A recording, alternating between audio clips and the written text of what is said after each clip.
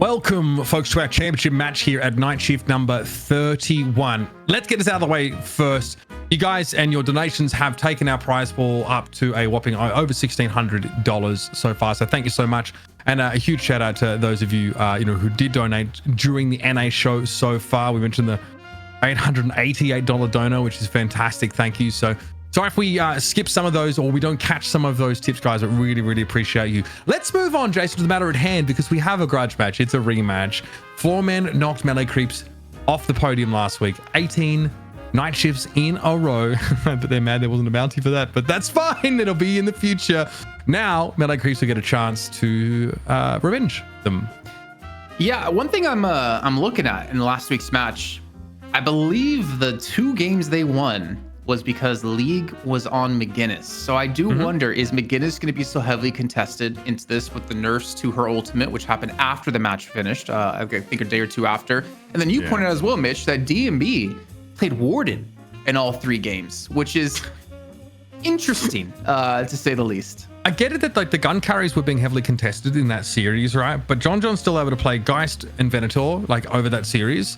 It feels like maybe the M1 spot was less prioritized by Floormen, and then DMB just picked up the wood. But we saw Warden banned in that previous game, right? We saw that banned away. I don't know if that was like a hydration nod or something else, but clearly, Warden is still considered pretty capable when you need a fallback for the M1 role. So yeah, we saw Ivy, McGinnis, and Warden the entire time from Floormen. And Silver, because Goober just plays Silver now, apparently. That's all they do. So, yeah, and melee creeps was allowing them to get these picks consistently over the course of that series and weren't really looking to target them. So, yeah, I mean, I found them very enjoyable matches to go back over and watch. But, very quickly as well, shout out to our patrons, by the way, who really help keep the lights on for us here. Patreon.com/Deadlock Night Shift, guys. Big shout out to you all here for supporting us. Just keep the lights on. Obviously, like cover those ops costs. This obviously, this goes towards supporting the product, the business, so to speak. Keep the lights on. It's less about the prize pool for the players, but yeah, we appreciate you very much. And I believe we were hoping to do a graveyard shift with peer content, but we had a bit of obviously delay today. Everything's gone a bit later. It's been a longer day, so just waiting on confirmation on that. But obviously we'll try and get that to you guys ASAP. If you want the first look at exclusive interview content with some of the top personalities in the Deadlock scene, patreon.com/Deadlock Night Shift is where you need to be. And of course, big shout out to our $250 board members, Afax Damo, Matthew S, and Tetsuo. Love you guys. Thank you everybody who is on there. Appreciate you allowing us to do this and give back to you guys. Let's talk rosters, Jason. Let's talk Floormen. They've done it. They've gotten themselves in the top spot here. Now, though, in shift 31, it feels like a lot is changing. A lot is moving out here in NA. But suffice to say, we've got some very, very known names from the NA Deadlock world. Well, first of all, I have to be like, Zeno, why did you choose Abrams as your hero? Because you've been playing nothing but Ivy's son. I mean, maybe we need to change that for him. But yeah, very, very well recognized. I mean, AVG, he's been on the winning melee creeps roster before in the past. DMB's been on quite a few different teams as well, but always towards the top. Goober, I mean, he had finally a breakthrough in Sneaky Golem, if you remember that name, which feels like ages ago. Roke was on that team, yeah. And then he gets like dropped from the roster and then comes back eventually within Floormen, and he's been putting on a clinic. For me, definitely one of the, I can't even say up and comers. He's definitely one of the top players in the region, I would say, and I would commit to saying that even weeks, months from now. But then you have Rocker League, like you this is a star-studded lineup, and I think the scariest thing about them for me, Uber, how excited they were winning night shift last week, because they have been grinding. If you're talking about Leviathan going time and time again up against Abrahams and never winning, like pushing a rock up that hill, Floormen finally had that breakthrough last week. And I honestly, I think they definitely have a good chance to defend it here. It's just if they can keep their composure and honestly work with what works for them, most importantly, because Goober, I mean, his silver was great last week. Yeah, I mean, I love it. DMB obviously going up against his former team, is a fun narrative to follow here. Rockers Celeste last week in game number 1 was fantastic. This team has definitely got all the makers of champions, and they're finally starting to enjoy that position. So let's see if they can hold on to that, of course, because they are going to be going up against familiar foes at this point, guys. It is a melee creeps awaiting them. We just saw melee creeps get past FPS Lounge. And honestly, what ended up being a pretty comfortable game. Do was on the Apollo looking fantastic. Ido Silva, really quite astonishingly good. These guys are here to stay, and they put on a masterclass for it just now. I think, you know, we can talk about, I think this is probably one of the most interesting drafts actually is going to be this match in particular, because Goober's Viscous is so good that it almost warrants a ban out of melee creeps. But then you allow them to pick some of these other high priority heroes. For them, at least when it came to Beginnis, with Ivy, with Silver, with, I mean, I don't think Warden's gonna be a top 3 pick, to be honest. But then also, I mean, you have to worry about from the other end of that spectrum is Saya playing Kelvin, because he's that good when it comes to Kelvin in particular, that you have to worry about any potential pocket bans. And when melee creeps beat them last week in that second map, it came down to having pocket on their team up against that opposing lineup with that max level affliction, 0 healing done, and allows you to just snowball a fight from there. But yeah, I don't even know who to look at in particular. If you're gonna try to match up 2 players in particular between these 2 teams, I don't even know who I can choose, because it's really, you can just pick a name out of a hat and it works. Yeah, I mean, exactly. We're going to try and do that though, because it is fun. I do want to see Do show us what his pocket is capable of. I want to see Saya on the page again. Obviously, just a fantastic facilitator. This guy used to be the pick, player on most of his teams, and then sort of, just found a spot as a support player and was fantastic. Also, does Venator get through here as well? Because that's something that's, has been targeted pretty heavily via bans. Abrams, is he still just as powerful? Obviously, the the melee damage per boon increases pretty sick. Seismic Slam has become more powerful, but those are all things we can look forward to as we jump into the draft, hopefully pretty soon. We're going to do it now. Plug it. Let's do it live. It's your power. You can choose when we go to it. You want to take it away, Uber? Do you want to drop the picks and we'll talk some more? It's your call. Yeah. Okay. I was kind of hoping to do what I did with the bounty thing and just read the screen. Do you know what I mean? But we again, like, so we should expect like pocket to be looked at pretty closely here. Wow. The Ivy ban is okay. That's pretty spicy, considering that it was Floormen that were abusing the bejesus out of it last time we saw them playing. Xeno was allowed that Ivy to be banned. Okay. Sorry, my dog's in my room wanting to say hi. Yeah, I thought it would actually be the other way around, that melee creeps would take it away. So I think it kind of helps that Ivy gets banned in particular. But again, with the Mirage ban coming through, you could see Viscous coming in for Goober in top 3. I don't know if he'll necessarily make it through the turn in the second set of bans as well. But when it comes to first pick here, I mean, where do you go? There's still a lot of options. Silver is open. Celeste, Silver, both first pickable here, I think. We've kind of gone away from the need for like specifically pick initiator type heroes here. If you leave the Silver open past the first rotation, it could be quite interesting, because I don't think it's going to get past the second phase of bans. Apollo's being pretty highly valued here. Do is going to run it back on the Apollo. Looked pretty sick in that previous game. Interesting. So do they lock in a Silver here or a Venator for John? They're leaving pocket open. I am the sword of yes. Yeah, I think Pocket's necessarily too big of a worry. I think Pocket generally will be like a response pick to a Kelvin, because you can obviously just eliminate all the healing that he could do, especially if you go towards one of those heavy healing supports. I mean, for Saya right now, there even is a Sinclair as a possible pickup here if we do have a Pocket being grabbed for Floormen, and Saya always can play that in his back pocket. Yeah, obviously, like I guess Scout would be doing it this time. Not sure. Depends. Saya has played Sinclair. He played it in the previous series. In fact, both he and Scout played Sinclair in that series last week. So, yeah, it is possible. It's funny. You do open yourself up to getting Sinclair as soon as you pick someone with such a powerful ultimate. Lady Geist here for Floormen. It does feel like they're just snapping up the the next best M1 carry, as Venator is off the table, and you don't want to give melee creeps both. That would be a pretty bad idea. So. One more pick here, of course, before we head into our next ban. And okay, Kelvin. They're gonna ban Kelvin picked up here. Pocket. They're gonna ban Pocket. You have to ban Pocket here. There's nowhere to leave Pocket open to Floormen to punish you. Kelvin picked Pocket ban seems so busted on melee creeps, especially with Ivy off the table. Like you don't have a really healing oriented support left. Yeah, there it is. Pocket ban away. Oh. You got Rem, you got Paige. Like Rem can work decently well when you have a heavy frontline team, because you just bounce between all of them. And of course, now that the change that your nap time, you become unstoppable in tier 3. That can be quite effective too. You can't be gut shot into a wall, as ZP likes to do to Rems in every single one of his games that he was talking about for us. It makes it sound so easy. Makes it sound so easy. I don't know. Yeah. It doesn't sound easy at all, but okay. Here's the Shiv banned away by Floormen.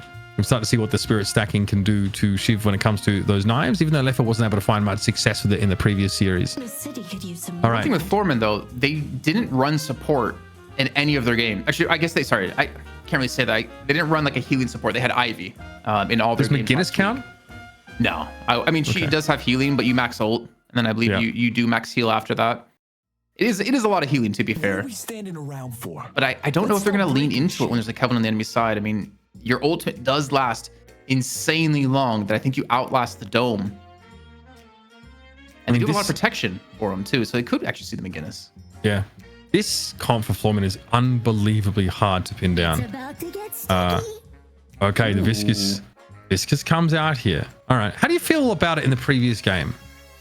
Obviously, it could So, be a again, Goober pick, right? Goober could be going back to That's this. 100% going to be a Goober pick, which means someone else is going to be playing the silver. But that's kind of what Goober showing silver last week gives you to their team, because they see silver and they're like, okay, well, they're probably not going to pick Viscous now, or most likely won't be picking it.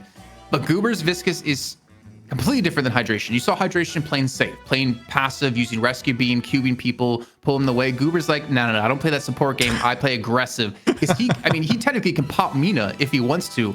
But I believe he does go for his like Puddle Punch Max as his initial build. And then his ball, if you didn't see the clips from last week, or was it 2 weeks ago, of him just bouncing on it time and time, against John's rate, that's what it was. Bouncing on him time and time again, full killing him from 100% health to 0. It's a very scary thing.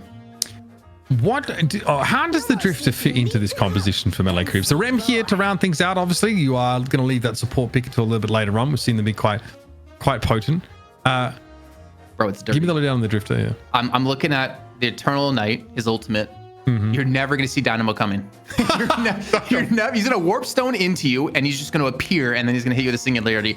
That is a very scary combo, if I'm honest with you. If you can work around that well, the synergy between that, then you have, again, like Venator, which John goes for the grenade max, not the gut shot max that you likes to go for. So pairing them together, grouping them together with a Nox Nostra, so you can't do anything after you're out of a singularity as well, plus Apollo, the Atani Losan. They have such a strong wombo combo team for melee creeps, but also they have like a decent chase too, because Kelvin can get extremely fast to slow people down. Apollo's going to be in your face. Dynamo, if he gets a knock up on you, it's very hard to go against melee creeps if they get some momentum. Yeah, there obviously is a lot of lockdown potential. Easy to forget that Eternal Lusan has that it shuts down healing as well. It's like a curse mechanic, yeah. Yeah, exactly. You can't, and obviously you get slowed down, right? So yeah, that is pretty brutal to sort of bounce back from. Floormen okay. I feel like, why am I banging the same narrative drum as the previous game? Floormen seem very, very slippery, very hard to catch, but melee creeps, conversely, are playing a composition that any one or two of these heroes can lock you in place and make it impossible. Even like the Kelvin beam, basically every aspect of this comp has elements that can really make it hard for you to slip out of their grasp. But melee creeps is squishy though. I mean, they do have a lot of healing. You have Dynamo and Kelvin together, so you have to be aware of that. You're gonna need to see some Akil Banes coming in, probably out of Geist for them, which is most likely going to be DMB. But they're very squishy. So if you get a catch, I think you can easily snowball a fight against them. Maybe use the nap time to set up fights. You're going to see AVG on the Billy. He specifically plays the Billy in a way that he looks for those chain gangs to open up fights for his team. So you're going to have to keep an eye on that, where he's coming from if you're melee creeps. But this is going to be really interesting, man. Like, honestly, Floormen, they had a taste of victory, but I think they want the whole thing, and this is their chance to have it happen yet again. Shout out Sideshow for the raid, Sideshow who's been addicted heavily to Deadlock recently. Good to see you, mate. Thanks for coming by. It is Floormen versus melee creeps now, and it is melee creeps looking to reascend to the throne, to take back what is theirs and to start to stack that extra bounty. Let's dive into the Curse Apple and see how it all plays out. We're going to have the Viscous and Lady Geist for Floormen in mid versus the Venator and the Dynamo. So it always feels like the M1 carry and Dynamo get put together in mid and are a real pain in the neck, constantly trying to chunk you down. We're on the right side here as well. You see the Billy and Rem paired up against the Drifter and Apollo.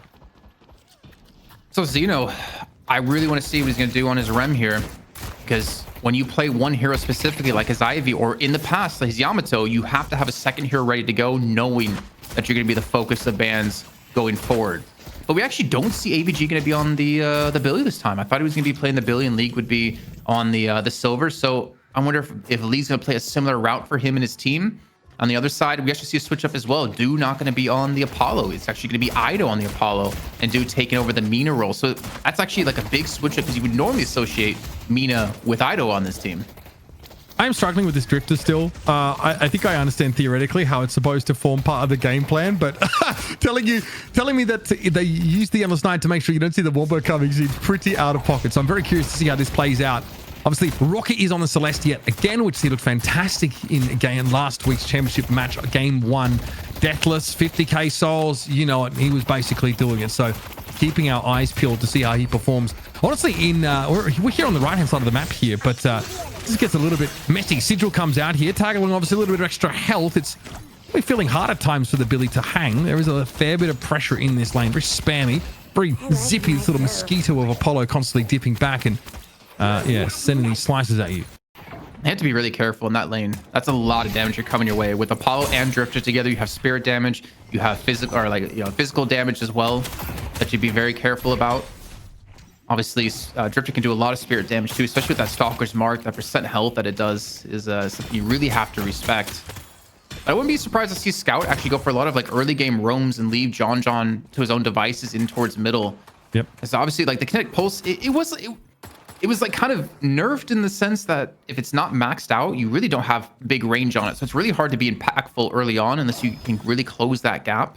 We already see kind of Goober doing a mimic here, spots him out on the rotate here, looking for some boxes. And Goober, very, very quick to get around the map. Very, very hard to see his ganks coming. Yes, the bomb they're thrown out. Very deep are Floormen. They are looking very confident with that mid lane matchup, which might surprise you considering all the tools that Dynamo brings to the lane. But like you mentioned, John has been left to his own devices for the most part. There's also a rotate here in towards his left side jungle. The Sire is trying to pick up some free farm, and AVG is not too far away. I mean, yeah, talk about the Stalker's Mark, obviously giving you like a virtual Phantom Strike effect. Could be very powerful if you want to, add any debuffs or, have any active items that you obviously need to be in melee range for. So keep an eye out for that. Backstabber picked up, of course, as the rush item, a tier 2 straight away for the Drifter. Good old Stalker being picked up. I don't know if I don't know if I like Backstabber or Stalker better, but I mean, they Stalker changed the kind name? of fits. That's so they changed the name on it. But it kind of fits Drifter quite well. But one thing I did notice though on the mini map while this was happening, Scout, he went for the box run on his side of the jungle on the right hand side of the map, but DMB was there and DMB pushed him back out to base again. So Scout had to go back to base twice now, sitting at 2.3 thousand souls. Not a big difference compared to the rest of his team because there is an advantage, the fact that John's at 3.5 and about to hit his Era Domini in just a few moments. So do see potentially dive coming on towards this Guardian, but even being turned around as a retreat, a full retreat coming in. The AVG low on the left-hand side of the map here. Looks like the chase will be enough to force Ido on out. That was the splatter that did connect, and now, geez, Fishcake's getting shot in the back a hell of a lot. Uber kind of everywhere at once, this guy. Loves himself a bit of a punch build. And he's getting pretty active now, moving across the map, maybe even intervening here through mid, because there's a pretty immense amount of pressure going on underneath that Guardian. On the right-hand side here, gotta watch out for Ido. Does not have Vitani Lusan at the ready, though. Thank you very much, Mamoru, for the $22 tip. This could be dangerous here for Xeno. Caught out. Fishcake able to close the gap and chase him down. That's the downside. You're so squishy as Rem. You really depend on your teammate to help you out here. I think that's going to be a kill come in for League, though. Ido, she better turn this one around with the repos coming through. That is sick. You got to be very, very careful. This is parry or repost. Apollo can turn those fights on their head. Oh, I don't think I'd want to be here at all if I was due. Rock is able to finish the job. Already off to another good start here. Goober eliminated. That's through mid. John would have picked them up. I don't even been Iradomini involved in that kill, or at least in the lead up to it. But one thing's for sure is that Goober was not getting out of there alive. Yeah, but I mean, you've already seen like the difference between Goober and Hydration, right? Hydration would sit in lane for the most part. Goober's been rotating around the map. Zada closes things out in a DMB with the Atani Losa. And as that happened, Goober gets a kill on the Scout in towards middle at the exact same time. But the pressure's coming to this right-hand lane because we see Ido go for gang middle. Very smart play to Floormen to just full shove onto this Guardian to get it down to about half HP. Ido's going to rotate in, but doesn't really want to take a fight. Like you mentioned, that ultimate is not available here. Might still have to fight for it. Sigil used to try and gain some ground. And Rem poke, pretty annoying. Here's the flawless advance, a little bit of poke damage. This does not signify a full commitment, of course, from the Apollo. Oh, John just getting out. He knows it. Yep, Goober turns up, bro. You know he knows how to get it done. Picks off the Venator. I'm pretty sure John was just seeing goo in his nightmares and his dreams last week after what happened, the punishment he was constantly dealt. Actually, it was 2 weeks ago, I should say. Yeah, last week it was Silver City for him, for Goober, rather. Please stop bowling me and biting me, man. It's been tough, I think, for John playing against Goober in particular. But again, that's just the difference in Goober and other Vistas in NA. And I would say I would even argue that no one in EU plays Viscus like this either. I think D-Mod may be the closest, but I don't know if teams want to play around a Viscus of this style, or if it just doesn't work in EU because teams know how to play against it. I'm not really sure the answer on that one. I love it though. It's this Mystic Burst, Arcane Surge, Compress Cooldown. And again, like Goober's got some pretty fantastic movement, knows how to get around the map. Chain Gang means that there's no way Drifter's getting out of this. Apparently that was a worthwhile expense there for League. Guardian, though, is going to be picked up in mid. That is an important little exchange. And it's the first of the game to fall. And similar, as we talked about with a Dynamo, a singularity on one person is going to be worth it. That was a nap time into a chain gang. I think something you'd be happy with because you kind of just stop the rot here in some of these lanes. Keep them a little bit more honest. Keep Ido, maybe supporting this lane a little bit more as they go for the little bit of engage on him. But again, uses the repost to get away. But also the decay picked up for Rem. I mean, it does do some serious work against this team, and it does actually help quite a bit with the amount of healing they have. Yeah, we're going to keep our eyes on, of course, decay. Pretty important, that healing reduction. It's always something that you want to try and bring in. Of course, you're going up against the Kelvin composition, so also, and Dynamo, so happy to bring that in here. Cold Sack, going to be the first tier 3 for John. And he's going to trade that in for some value immediately. Going for Cultist, so definitely going for the extra size on his grenades. Rocker again. I mean, you talked about Rocker just popping off last week. It was on the Celeste. He's able to do it again so far here at 6.8k. Not quite leading the entire lobby as John's at 9.2. Ridiculous stuff out of him, soaking up every ounce of farm on this map. It's so nerdy. That is so nerdy. He's obviously been given much of this farm by Scout, who, despite this, is still doing fairly well for himself, all things considered. But 9.5k is that's messed up, bro. All right. Velocity, close quarters, and recharging rush here for Saya. A little bit of a different build out of Kelvin, actually. So you're not going to have much spirit power just yet. You still haven't quite hit the investment on your gun. But if you remember the good old days of Kelvin, his gun was so damn deadly, though. I expect to see a transition soon here for Saya. I mean, I think he's really trying to make sure he can consistently get the recharging rush procs off, right? Because you only have 3.5 seconds to do the damage, which is like 200, I want to say. But getting a grenade charge back for that, Jason, might just be worth investing some like tier 1 items into like more like consistently hitting that threshold. Oh, I'm not the expert on it. Let's see how it plays out. I mean, it looks like he is maxing his grenades. Yeah. From what I could tell there too. So he definitely wants to have as often as possible, and even maybe rapid recharge to come through. As now John with that 10,000 souls looking to use it for his advantage, because against 2 different players, gets chain gang away, jumps over the rushing Ram, and he comes back over the wall to get back towards his Guardian. Bro, he's so tanky, man. The Battlefield's doing some serious work there. Again, I don't know if you're going to get... He's, again, just trying to play underneath his Guardian. I think he realizes he might be in trouble, but can he be helped here by Do? Yes, trade out instantly. League going to fall. AVG here. Still has to respect what the meter is capable of doing. Do at 7k souls, so still reasonable, even if AVG is stronger. Just got tired of trying to just dance around that billboard with Do. He's like, okay, I'm just going to shoot your Guardian then and just peace out. So we did see Sai go down. Maybe Scout's going to fall as well. Goober on the chase yet again here. And Scout should be dying. Okay, nice little swaggy cube. John trying to reposition Goober, who will puddle punch his way up to relative safety. Splatter straight into the ground so that John couldn't chase him up that way, because he would just take double damage from Splatter. Yep. Yeah, maybe. For a second, I'm like, that's not puddle punch. That's just splattering. Okay, fair enough. All right. Speaking of puddle punch, it's used obviously to disrupt that urn location. Is the Arctic Beam to try and hold League in place. Okay. Radiant Dagger's also going to be committed to this. Yeah, this is pretty important. Again, we're fighting for the urn take, folks. Dazzling Trickle going to protect Rocker through a little bit of these early salvos now, but do keep an eye on Sire's health bar. He does not have Arctic Shelter ready, but League is going to fall first. Sire eventually goes down, so a trade here. Frontliner, though, lost for Floormen. There's the slam from Scout, and looks like this is a disengage here for Floormen. Oh, no, still where it was in the first place. DMB traded out for Ido. Who's really left here to do damage? AVG and Rocker still in the fight. The Silver is across the map, excuse me. Scout goes down. Goober again. He's going to be the last man standing here. John chased off. This is huge for Floormen. Yeah, no front line, no tankiness inherently within their team. And Goober just really not being touched for most of the fight. Rockers all just dancing around the edges of that fight. It allows them to pick up the urn here. If AVG can take this kill against Zoo, or at least force him back, there's a good chance that they can actually take this urn as well. Go straight for the Guardian, realizing there's maybe a chance he won't survive this one. Not to mention the reinforcements going to be here in just a second out of Fish Cake. I don't really see you getting yourself out of this one, AVG. Yeah, as low as he is, this is going to be a tough ask. Okay. Oh, no way. Myself. That's wild. Okay, well, bro appears to be out of there. He is home and hosed. Urn also in the meantime heading over towards that right side of the map, and a Guardian taken by Rocker, who again has been so annoying. John there is going to try and stop him, but there's no guarantee that the Venator can do that. Well, I say that as curse it completely. Rocker is taken down on that split push. Thank you. I appreciate it. You made me feel better after saying, AVG doesn't escape this, and then he does. Yeah, we had to both curse it. I mean, that was 2 curses, very quick succession. I'm quite impressed with us. I digress. His chain gang obviously over on this urn location is a return in. You better believe it. Goober gets it done. Cubes up instantly. Tagalong getting passed around. Plenty of health here as Fish Cake just dies. Or Goober managed to get a splatter kill on him. I'm not really sure. Either way, that is going to smart. Frozen Shelter there becomes a little bit too late in the day now, as melee creeps might not have much to fight for anymore here.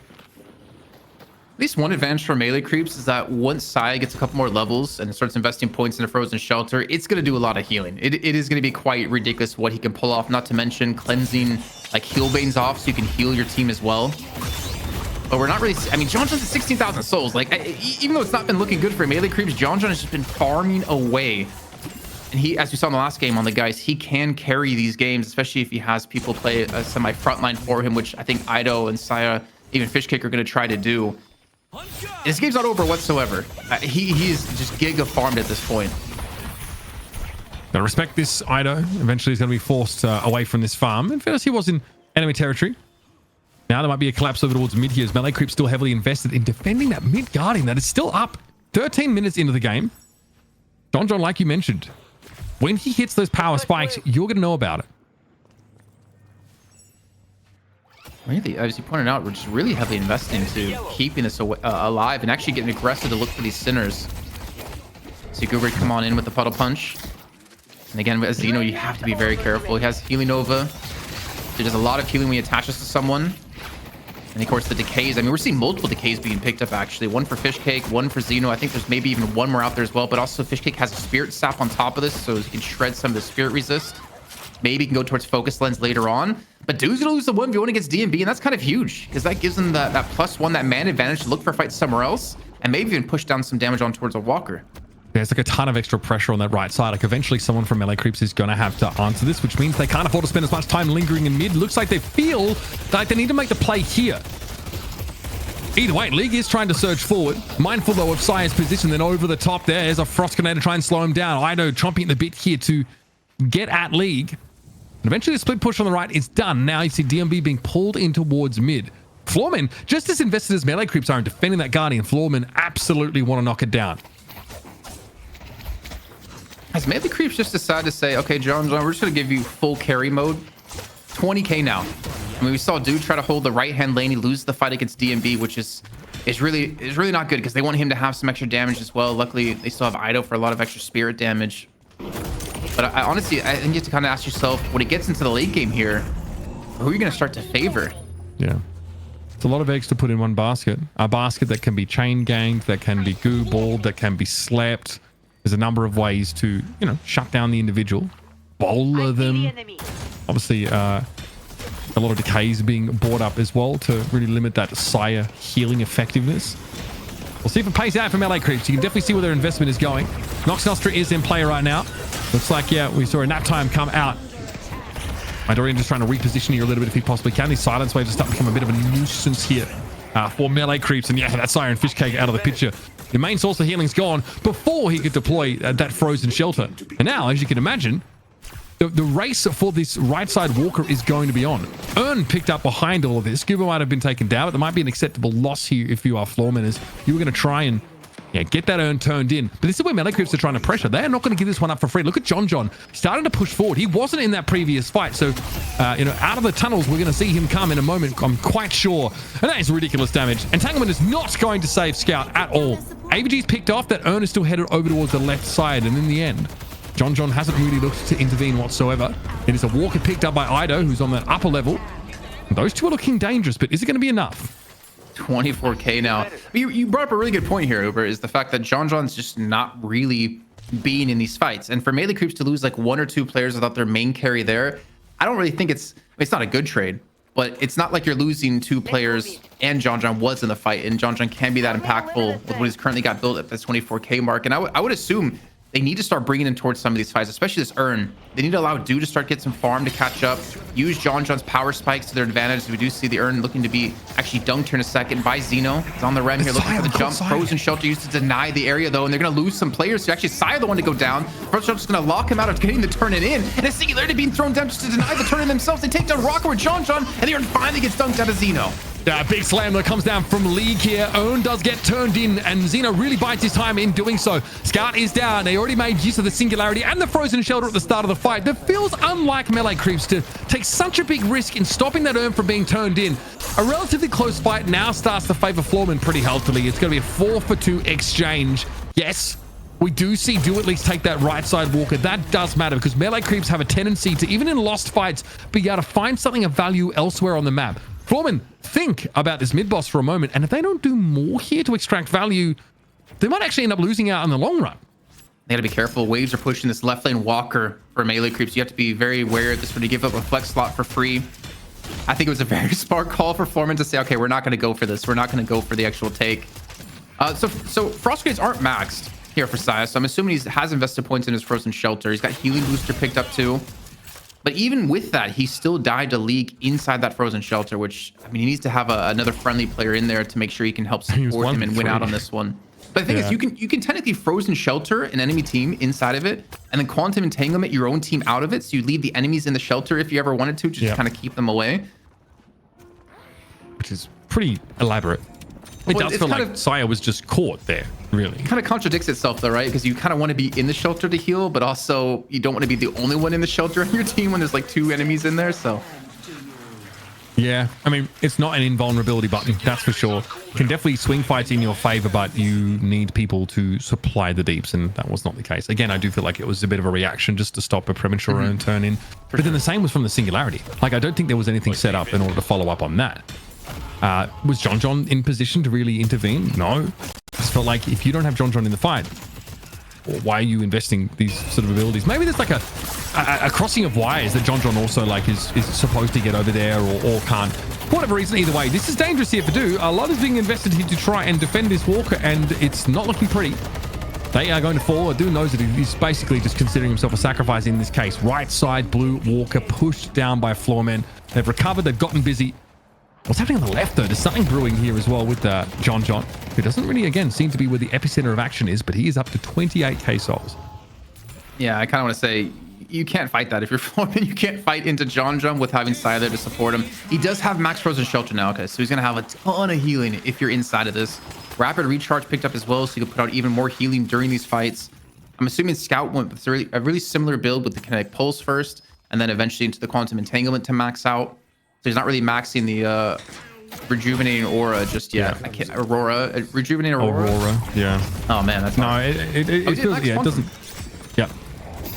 Okay. No, he's maxing Kinetic. Oh, sorry. Yes. Yeah. He's got some points in Aurora, but no, he's left Quantum alone.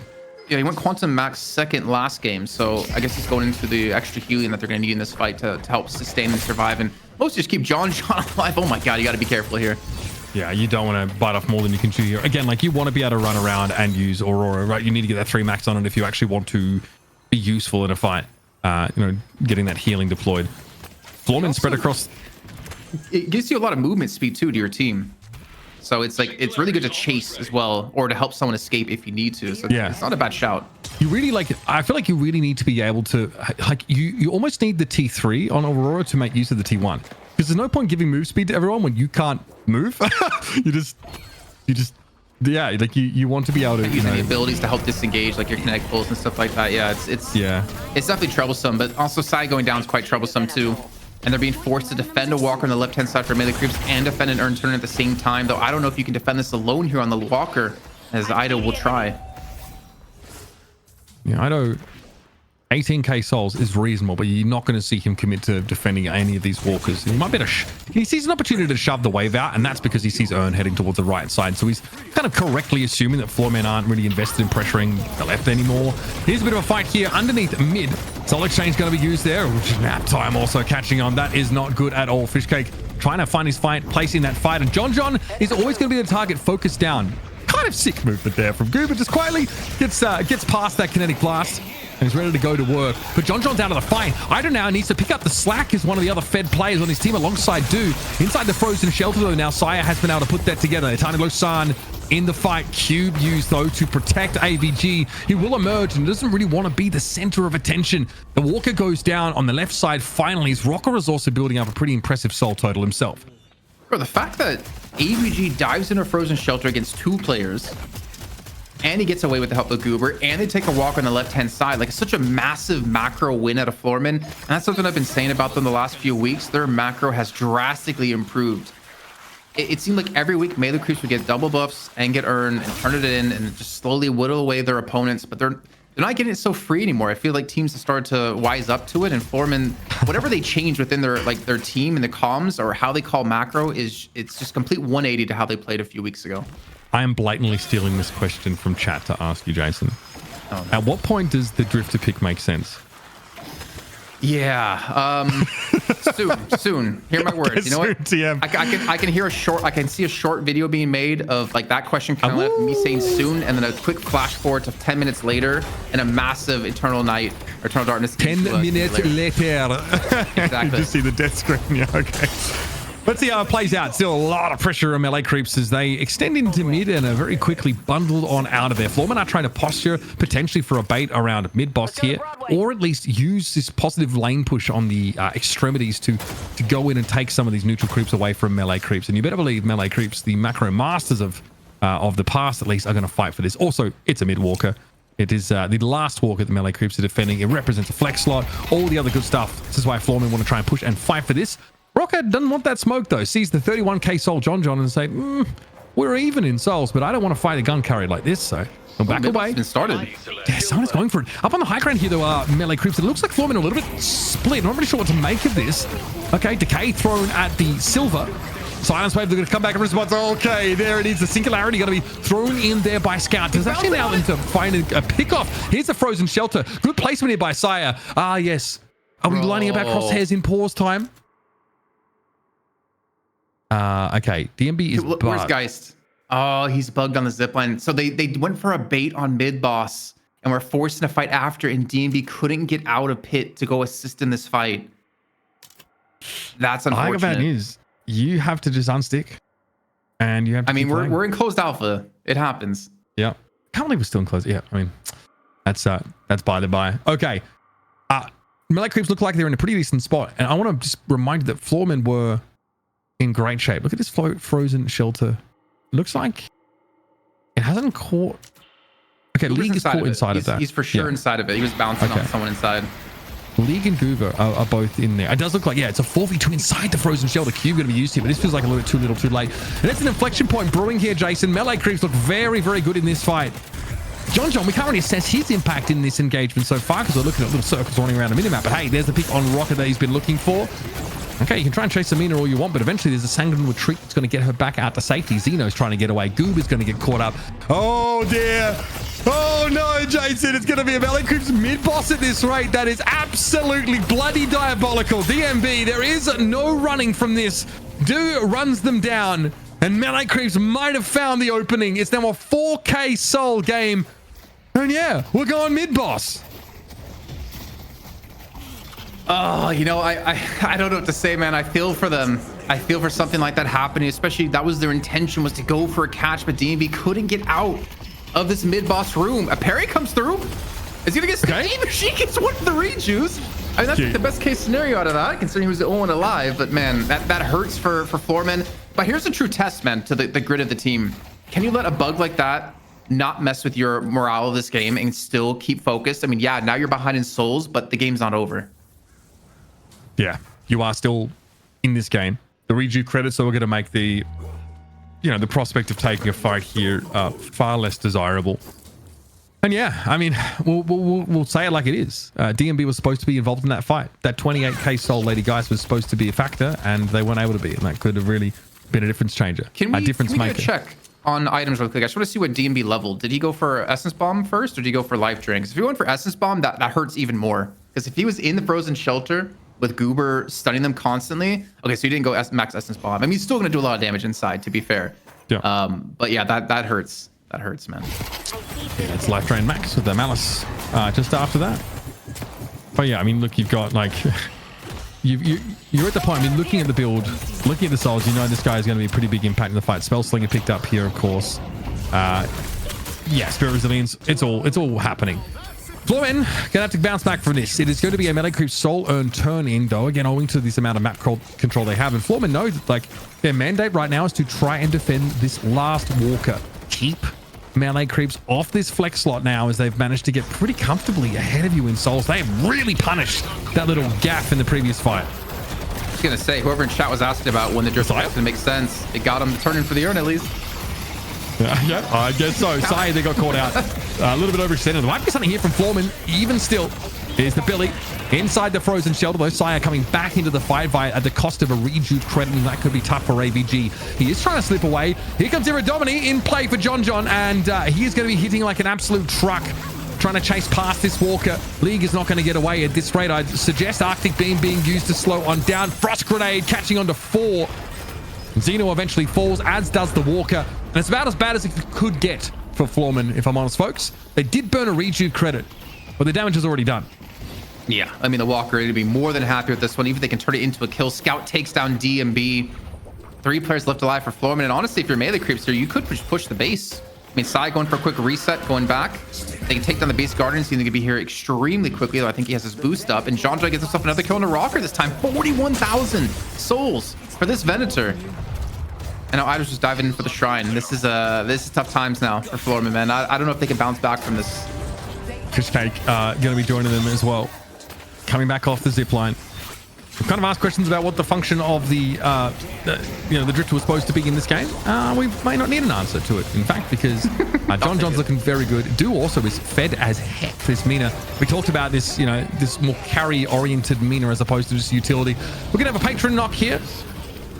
At the very least, Rocker still 22 seconds away from being back in the game. The main soul recipient here on the side of Floormen. They've had their backs broken, but they are still alive. Can Floormen bounce back?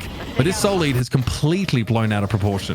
Floormen going on the chase. No reaches left. They need to get kills here. Singulator coming through. Catches out 4 or 5 players in the enemy team. Here's some massive damage. Oh, and imagine if there was an endless night, Jason. It could have been a 6-player singularity. Either way, Scout is going to go down. The melee creeps felt like they're in a decent spot. They're low, though, after falling back. Ido and Fishcake aren't in really any position to fight. They're going to fall here. Floormen might be able to punish this, and maybe Hubris was the undoing of melee creeps. They saw a chance to re-engage with that singularity, but so many of them were low.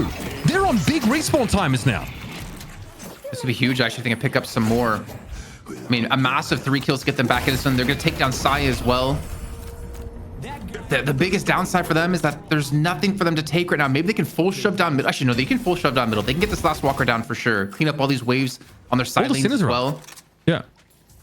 Like you've got a good 40 seconds to take like all these sinners away. You can try and push right side and take melee creeps doubles, but it looks like that's where Do is heading pretty quickly. They've got to defend that walker as well. That was a pretty quick shove down mid from Rocker, in all fairness. We know that Celeste can certainly clear waves.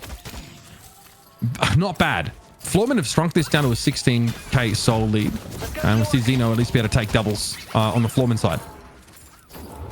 Thing is, they also now have a window to play in with no singularity. I don't think Scout it looks like it hurt them more than it helped them, Jason. Yeah, that's the weird thing, right? Because I saw 4 players and instantly in my head, I'm like, okay, this is a 1 fight. We even saw like a health nova come down. Oh, try to get the parry onto Geist here while trying to go for the sinners. This actually would be a huge catch if they can take down DMB. Cube is big here. Look at his one small Cooper getting involved. Okay, Nox Nostra. Do is pretty healthy. That's going to be a lot of damage here. DMB is low, but outside of that, Floormen can fight this. All right, where are we headed? Looks like we're in full-scale retreat here. Melee creeps do not want to overstay their welcome here. I think I saw a pretty big cube from Goober inside the singularity in that previous fight earlier, by the way. I'm not sure who it caught on to, but the fact that he's able to do that is a pretty big deal. Now, Earn is up.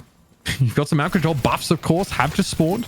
I don't think Floormen are really going to risk splitting their forces too much to try and go for the casting one on the right side. But it is an option. This is a very tense Earn, actually. 1 minute to go on mid, boss. If you lose a player here, you're not going to be there for mid. So you have to be so careful and so hesitant. I just saw melee creeps. They immediately backed away. They would try to go for the kill on the DMB. They realized they can't have it. Eternal Darkness can be coming on through here. Chain Gang's going to force a fight. They do not want to give melee creeps a choice. Okay, John not caught initially there by that Chain Gang. Here comes a frozen shelter to play in. Sire making sure they get set up. Fishcake very, very low. But look at Rocket. Look at DMB. They're struggling. Soul exchange there from DMB to try and keep him in the fight. But Celeste is gone. Big damage dealer. Big soul carrier on Floormen out of the game. Traded for Fishcake. You take that every day of the week. John's looking terrifying. AVG brought down. That's the silver out for 70 seconds. And Goober's also in trouble. Melee creeps might have been able to stick the landing here. DMB dragged down as he tries to escape. Dude doubling down. Goober not able to survive. And now we should be able to thrust straight down mid and be done with this charade. Yeah, this game's going to be done. I don't think they need to get mid-boss here in 10 seconds. They can just finish the game. You can look at John on the minimap. He's quickly heading in towards the base where minions are already waiting. And melee creeps will come out ahead here in this series at the moment with 1-0. And John farming for much of the game. Very, very much impactful and relevant. 48k souls on the Venator in a 31-minute game. Pretty impressive stuff. And yes, there will always be the asterisk perhaps on this map about the bug that affected DMB and made it impossible for the Geist to get involved in that mid-boss fight, or rather the fight close to mid-boss, but it may not have made a difference. Melee Creep's able to fight back and close out the game. Yeah, the thing is, I don't want to linger on that too much because obviously it is a massive effect to the way the game played, massive detriment to your mental in this match as well, because not only do you lose all those players, you lose mid-boss, you lose a large portion of your base, but it was a good turnaround. Like they had a very smart play by going for the chase. They even ran to the singularity, which they somehow survived at the end of. But when it came down to like that final fight there, melee creeps just coming out too strong. John not being punished, but I think the most important decision made in this game was tagging John in and Do out. Do was so far behind in this game for the most part. He lost a 1v1 against Dio on that right-hand side when he was pushing towards the walker. But John said, okay, you know what? I'll get involved in the fights. Do you go farm? Typically, your Mina will do a good amount of damage in that mid game, such as so spirit reliant. Yeah. But with that little swap they pulled off, it allowed Do to catch back up. It allowed John to pick up more kills and be more of a force in these fights to turn things around for them.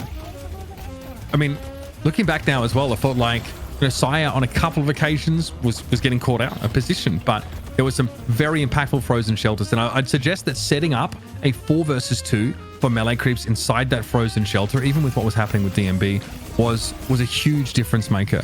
And like, I don't know, like it's kind of funny to look back because we saw the singularity from Scout like towards the end of the game. That felt like that actually was a bad idea as melee creeps tried to turn back into the base and catch that could have thrown it. Also, the drifter from Fishcake as well. Want to get a bit more of a look at the build and like maybe understand what the overarching goal was there, because Endless Night obviously was a factor. It's harder for a spectator to see that it's an effect, right? But evidently melee creeps were able to get both Do and John into more than fighting shape, whereas Floormen again like couldn't get the Geist where she was needed. Rocker was in decent shape, but still felt like Lig was squishy, and then a 35k soul Billy otherwise should be. Melee creeps, what a bounce back. I mean, like it's crazy to remember like that in the mid game, the melee creeps were struggling. Like they were losing out a lot of these exchanges. The macro wasn't good. John was not in the fights at all. Exactly. And I think that swap alone is what kind of brought them back into the game. By the way, extremely dirty gut shot we saw. If you looked at the highlight reel at the very end, the gut shots, I think that was DMB into the ice path from Saya because there's no terrain near that. And that access terrain. So you kind of get those like guaranteed. Stuns him up. Yeah. It kind of sets him up for him to knock it down. I mean, still ridiculous stuff. I honestly don't know how that game would have played out in that one crucial fight because the frozen shelter was down. It seemed like Saya's job with Kelvin in this game was just to lock away 1 or 2 players to the enemy team while like John and Do go kill players that are outside the frozen shelter because he never got like a good combo with his team inside with them. The very last fight alone, it was him, I think, versus 2, keeping, I think it was Xeno on Rem in their lockdown as well, besides League on the Billy. So I don't know, it worked out for him in the end. I think for Floormen, this is really a test, a really big mental test. You're going to be frustrated after that loss. You're going to be frustrated after the bug. But the true test of a champion is being able to bounce back from that and win the next 2 maps. Like the first one didn't even happen and come out the victors once again. Big shout out Fenrir as well for the Prime. Thank you very much. All right, here is your breakdown after game 1, in which melee creeps on Archmother side were able to be victorious. A pretty impressive 38k healing from Sire, of course, on that Kelvin. But again, we can see that John was really able to be a mover and shaker in this game. Can I just point out? I just want to point out Goober's player damage. Just enjoy that for a sec. I don't think. When have I ever seen a Goober Viscous loss? I don't think I see these very often, if at all. Yeah, you don't really see them often, honestly, and there's a reason it becomes a targeted ban for them. But as you see, like 50k player damage, like he does insane work. There's a reason So it's constantly banned, and there's a reason that I always say not to just glaze him constantly every week I cast him, but he is the best business player in the world. I will say that with guarantee. I think there's, DMOV and EU comes close, but I don't think we see DMOV get set up in a way to like, okay, DMOV play this similar role that Goober does. There's Disco Virtuoso over in Australia, who plays a very effective Viscous as well, though I can't really comment on how effective he is in scrims with it if his team set him up for a play like that. But not only him, I mean, Rocker had a couple of great individual catches. Like Scout was being punished. He had 7 deaths, like tied for the most on his team. He was being forced out of some of these fights when he wasn't grouped up with the rest of his roster, and Rocker was able to do that. Well, there you have it, folks. Melee creeps in the end able to bounce back. It's an even kill game, so that should tell you everything that you need to know. And you can see how the balance of power shifted, but it was that fight before mid-boss, obviously, that caused things to go wrong. But in the lead up to that, you started to see that soul lead, decline a little bit. Melee creeps felt like they were really starting to make use of John a bit more effectively in those fights. And I think if you're playing an M1 hyper carry, you're very happy with what you got out of your Venator in that game. Game 1 is done. Melee creeps are up 1-0. Will they regain the throne? We'll find out, of course, as game number 2 of this best of 3 series between Melee creeps and Floormen will be right after this. Welcome back, everybody, to the championship match here in Night Shift North America, number 31. Good start for Melee creeps in that first game. Well, actually, winning the game is a good start to the series. They did not have a great start in game 1, though. They actually struggled to really get going. It was only as the sort of game wore on and maybe the farm that John and Venator was getting, started to make him relevant. You also mentioned that there was a swap and that dude was able to get some farm on that Mina instead. They made her number 1 prior, and that's when all of a sudden Melee creeps were able to flex their muscles. But there was the slight issue of a bug that prevented DMB from participating in a pretty important fight. But there was a frozen shelter and a 4v2, so Melee creeps definitely were on a pretty good footing, I think, in that engagement. Speaking of Flexi, Mitch, you haven't been on the show in what feels like 2-3 months. I think we need to see some of these gains you got going on now. My gains are effed. I've been on the road for like 3 weeks. I just not been training properly. Yeah, I'm actually just kind of chunky, man. That's it, chunky. But yeah, we've got to get back in the lab, brother. You know what I'm saying? But I'm doing a lot of gallivanting. I was in Santiago and then I was in Copenhagen. So yeah, I've been away for most of the month. So what time zone are you living on right now? That's my question. Existential dread. Nice. Is the time zone I'm on right now. I'm not really sure, but I'm bloody happy to be here. It is crazy though. I will say, like, diving back into Deadlock after these short stints away, because the game changes so fast, and we have a lot of our viewers. I see you guys there are very plugged in. You guys are very much up with the action, so I appreciate your patience. I think as some of us get our feet under us in this in every new meta that Deadlock ever provides. Let's jump into the draft here, of course. Now we saw in the previous game Pocket sort of banned out, and then a Kelvin sort of picked up here. So Melee creeps were able to make sure that their double healer comp, the Dynamo and the Kelvin, were effective and not shut down by that affliction. Yeah, and I don't really. I mean, it's probably going to be really similar bans that we had before. I mean, you could ban Viscous away from Goober because his early game impact was really strong. Like, he really opened up a lot of kills. He was very aggressive in the beginning. But then you do allow him to potentially play Silver, where he can even have potentially even more impact. But sticking to the same bans, I wouldn't be surprised to see relatively similar picks as well come through. I think Melee creeps are more inclined to make changes, because I don't know if they're going to be allowed to go for like the Kelvin pick again unless they set it as number 3 like previous. Yeah. But the real problem for me is like the fact that Xeno, I mean, his run wasn't bad. He had some good nap times. He opened up a lot of early kills for his team. But it definitely wasn't as effective as his Ivy had been in the past with the double stone form to open up kills. So Rocker is still going to get the Celeste here, though. That is still treated as number 1 priority for Floormen, and looked quite good in that previous series, but felt like there was not enough sort of around to back it up here. Actually, the priority on Apollo today here from melee creeps all the way from our challenger game has been quite curious. Yeah, and you know, I think this is almost an ego pick out of Hydra actually right now. It looks good, man. But also the fact that you're giving Venator to melee creeps another time. So if they pick Venator, okay, so for Floormen now, I think you need to see some drastic changes because what they had to get on top of him just didn't work out. I don't think it really was super impactful. They weren't able to close the gap easily enough against him to kill him early enough in these fights because he had a lot of protection with Frozen Shelter, with Dynamo, but also just because he was so far ahead in souls, they couldn't really kill him. They said multiple players. They go for a Viscous pick as a second choice. Again, most likely to be Goober, but straying away from Silver unless it comes in as number 3. So maybe that's the switch up we're going to see out of Floormen. Okay, yeah. That is where we're... Yeah, Viscous is higher up on the pick priority this time around by a Floormen. And still get both of them. Okay, so we are getting that lady guys locked in. This draft is looking identical with the slight exception of pick order here. Now, looking back to the melee creep side, remember they managed to take that Mina relatively early on. And that was due... So they did get the Venator, they got the Apollo, they got the Mina picked up pretty early, but you probably can leave her to the next round here. Silver gonna go to melee creeps this time. What's Ido gonna play?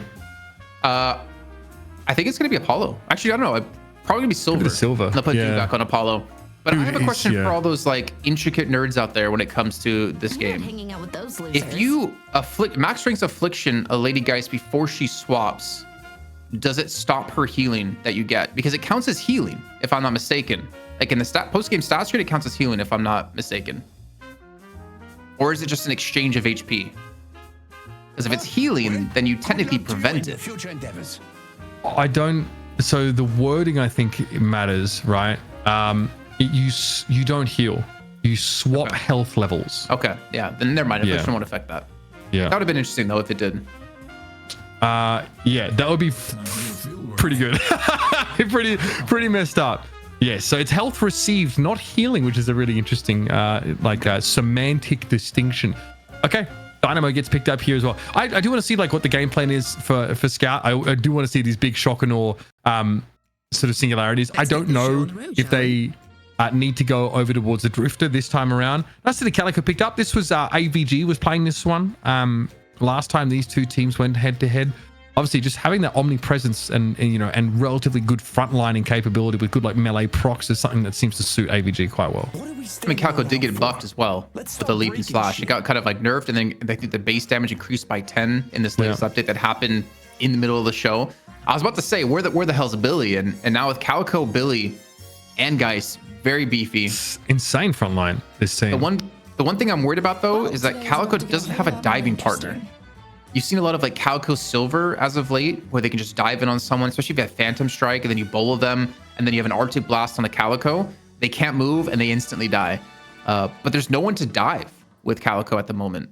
So maybe that's gonna be the final pick coming through. Ready to do some field testing. Oh, the McGinnis. Okay, we are doing it. Okay, we'll talk about that in just a sec, but it does seem like melee creeps once again have drafted like a frontliner less comp, right? But the M1 carry is disgusting. Obviously, these guys put out a ton of damage. Where do you feel like we get paid here to round things out on the Floormen side? So not someone to dive in with Calico at all, but someone that might be able to lend a little bit of assistance to the laning. And of course, having those rallying charges in the fights going to be pretty important for disruption, and also like the healing that it offers.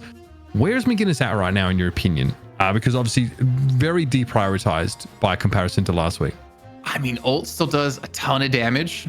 The wall is still insanely good to just separate a team in these fights. If you're Calico and you dive in too deep, you wall them off, or you wall her off, and then you have nowhere to really run.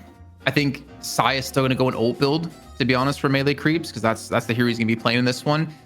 You have a Dynamo to set you up. You have a Grave to prevent runaway. You have a Silver with Bola, which we've seen, at least Ido, he levels Bola quite early as well to ricochet onto multiple people. You have gut shots into walls for McGinnis.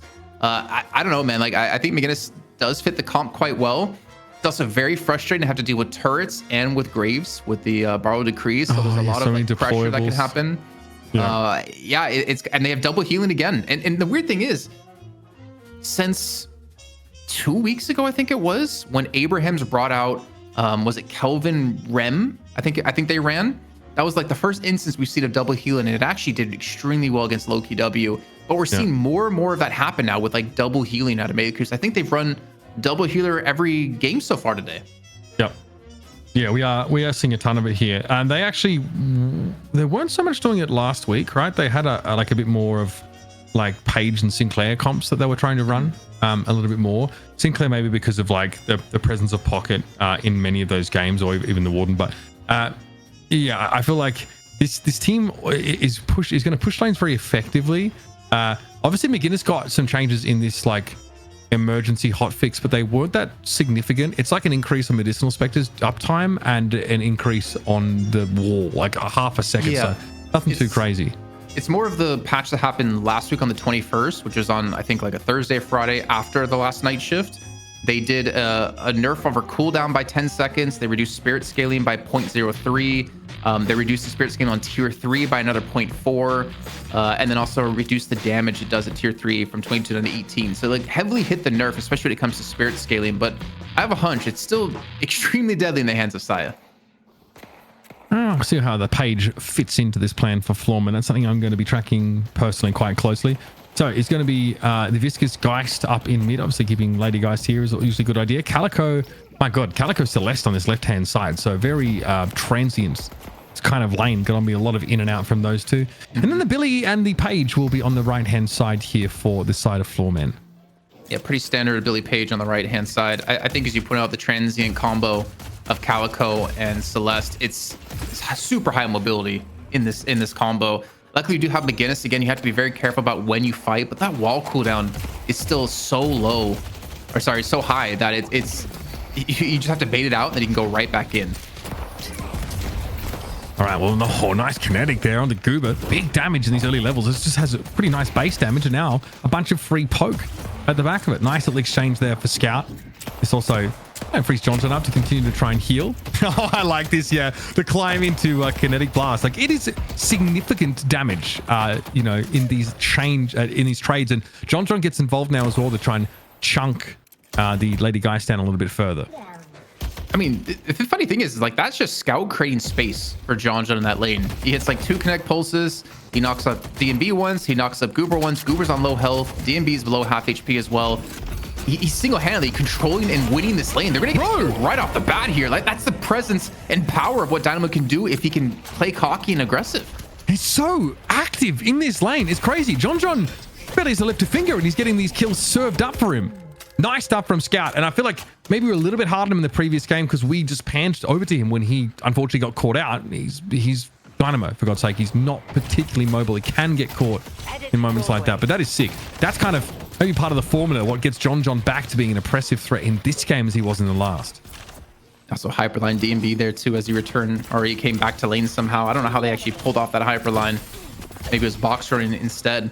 I think for me, the story of this match in particular, this series, I guess, not necessarily focused on the fact that Melee Creeps won the first game, but I'm still, I mean, not to harsh on him, but I'm looking towards Xeno. Like, that's how impactful his Ivy was, that I want to see him have another hero in his pool that he can have a similar level of impact. And now I understand the last game on his Rem, it did do some good work earlier on, but his Ivy late game presence and pressure that he applied was just creating diamonds for Floormen to win that series. And I am looking to see what Saya on the McGinnis can do. You mentioned obviously the changes that she's faced, and today's one's not all that sort of considerable. This is coming off the Kelvin pick this time around. There's some Gloom Bombs being handed over here to Saya. Also, we know that, yeah, McGinnis is pretty amazing. It's starting to shove down these objectives, and it's very annoying when these turrets are in play. That's something that, AVG has to give up a little bit of health to clear. And meanwhile, Do continues to be a nuisance in this lane. Yeah, I kind of like the fact that with McGinnis, you have someone who's just going to shove the lane extremely hard against the enemy team, which also allows Do to just harass if he can. So it kind of frees him up. He knows he has the safety of a wall, the safety of the heal as well from McGinnis. And you can see they're already up towards the Guardian here. A lot of souls already being stored here for Sai at 1600. So intensifying and becoming momentarily. Look at this Guardian just taking a huge amount of damage. You're almost down to half HP, and Do is just the one zoning everyone else away. Yeah, and yeah, Do can just back away. Make use of that flawless advance to like poke under the tower. But there's no real chasing this. I mean, that Guardian damage came as a result of one single wave going under the turret. Like, a couple more of these, and like this lane is cooked. Floormen have to make something happen. Maybe look for a fight. Disengaging Sigil here. from Do. Now starting to see some pressure coming from AVG. That leaping slash for the base damage increase is going to be a bit more annoying to deal with in these lane trades. But yeah, you've got Healing Spectre, Medicinal Spectre, and Healing Riot, bro. You are going to be back to full health in no time. Exactly. So all that like poke and harass they do. I mean, luckily for them, not much turned around on towards them. Like AVG's healthy, Rocker's pretty healthy as well. So it's not like they really lost too much on that trade. But the fact is, like, if you did any damage, guess what? It's all been mitigated completely. And again, if another 30 seconds to a minute, they can do it another time. It's so annoying. So we get into lane. It's such a pain. Okay, wait a minute. Celeste's turned up here. Again, I mean, Do and Sire, after just having used the Spectre and Healing Right combo, okay, they're not that bothered, really. They're just going to heal back and continue to shove. I didn't expect AVG to actually get into the shadows so quickly. He got his ultimate online super fast, probably because Rocker is actually roaming around the map, going for some box running. And we're actually starting to look towards some other lanes here, though. I was honestly like super invested in that left-hand side, but we can take a look at the right-hand side. The Page and Billy combo. Looking good. You're not really going to lose this lane as Page and Billy. You shouldn't really lose this lane as Page and Billy. And they're actually doing pretty much exact same damage on the Guardian on this side of the map compared to their opponents on the left. Yeah, exactly. It's kind of being mirrored in that sense. Just very oppressive. You go up against like a Grave Silver, so definitely feels like this is where Melee Creeps' weaker side is, and they're going to be happy and just to try and keep Floormen at bay. They know like the mirror of that is occurring across the map. Yeah, we have Singularity in play here. Scout, pretty aggressive angle to come in from. Takes note of the Billy, a bit of Guardian damage there, maybe more than he otherwise would have bargained for. Underneath the Guardian, there's pressure also coming out from the Graves here.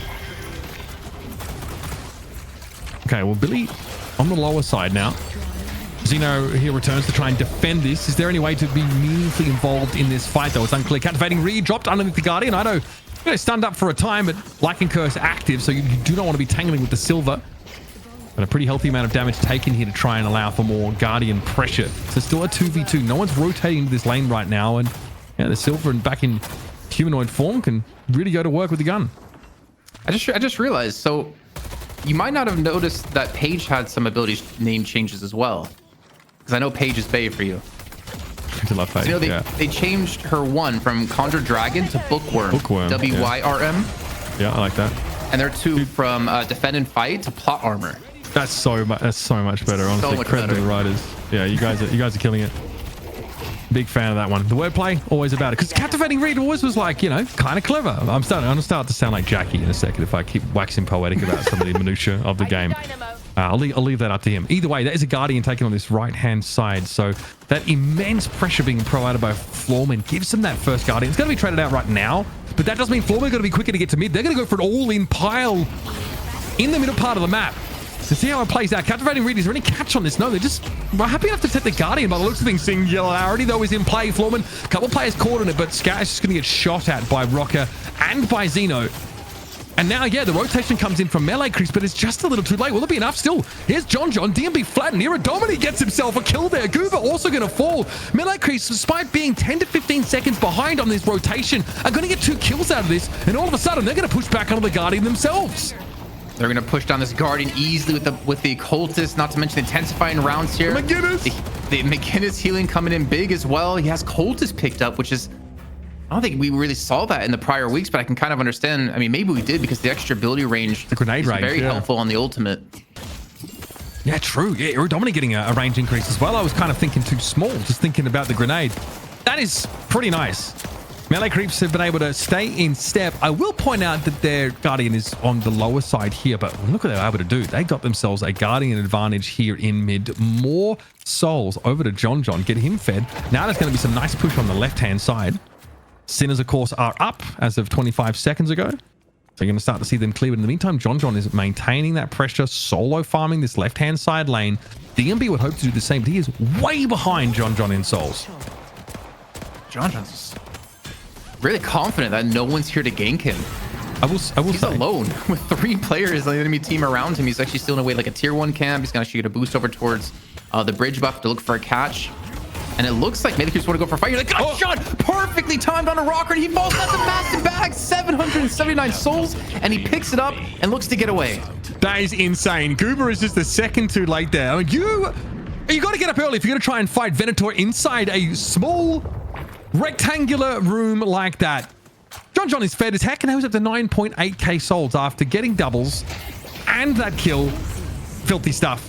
Kinetic Blast there used maybe to try and just keep AVG off, keep them peeled away from what would have been a pursuit. Buy some time here for melee creeps to rotate into mid as well, because the Guardian is getting pressure, but melee creeps are more than happy to use it as a carrot to try and keep Floormen interested. They're just catnipping the middle part of the map here and hoping they rotate in and give them some more good fights or more chances to put John John's soul lead, to work. But I imagine the Venator would like to stack a couple more hundos of souls before he really throws himself in.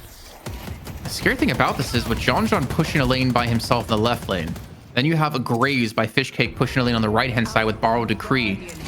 The only real answer for Floormen is either you gank John or you just rush down middle and look for kills with the man advantage. Like, I don't think it's necessarily easy for them to counter this because there's going to be a hard shove on the right-hand lane with the Borrowed Decree, which allows melee creeps to get full control of this urn if they want it.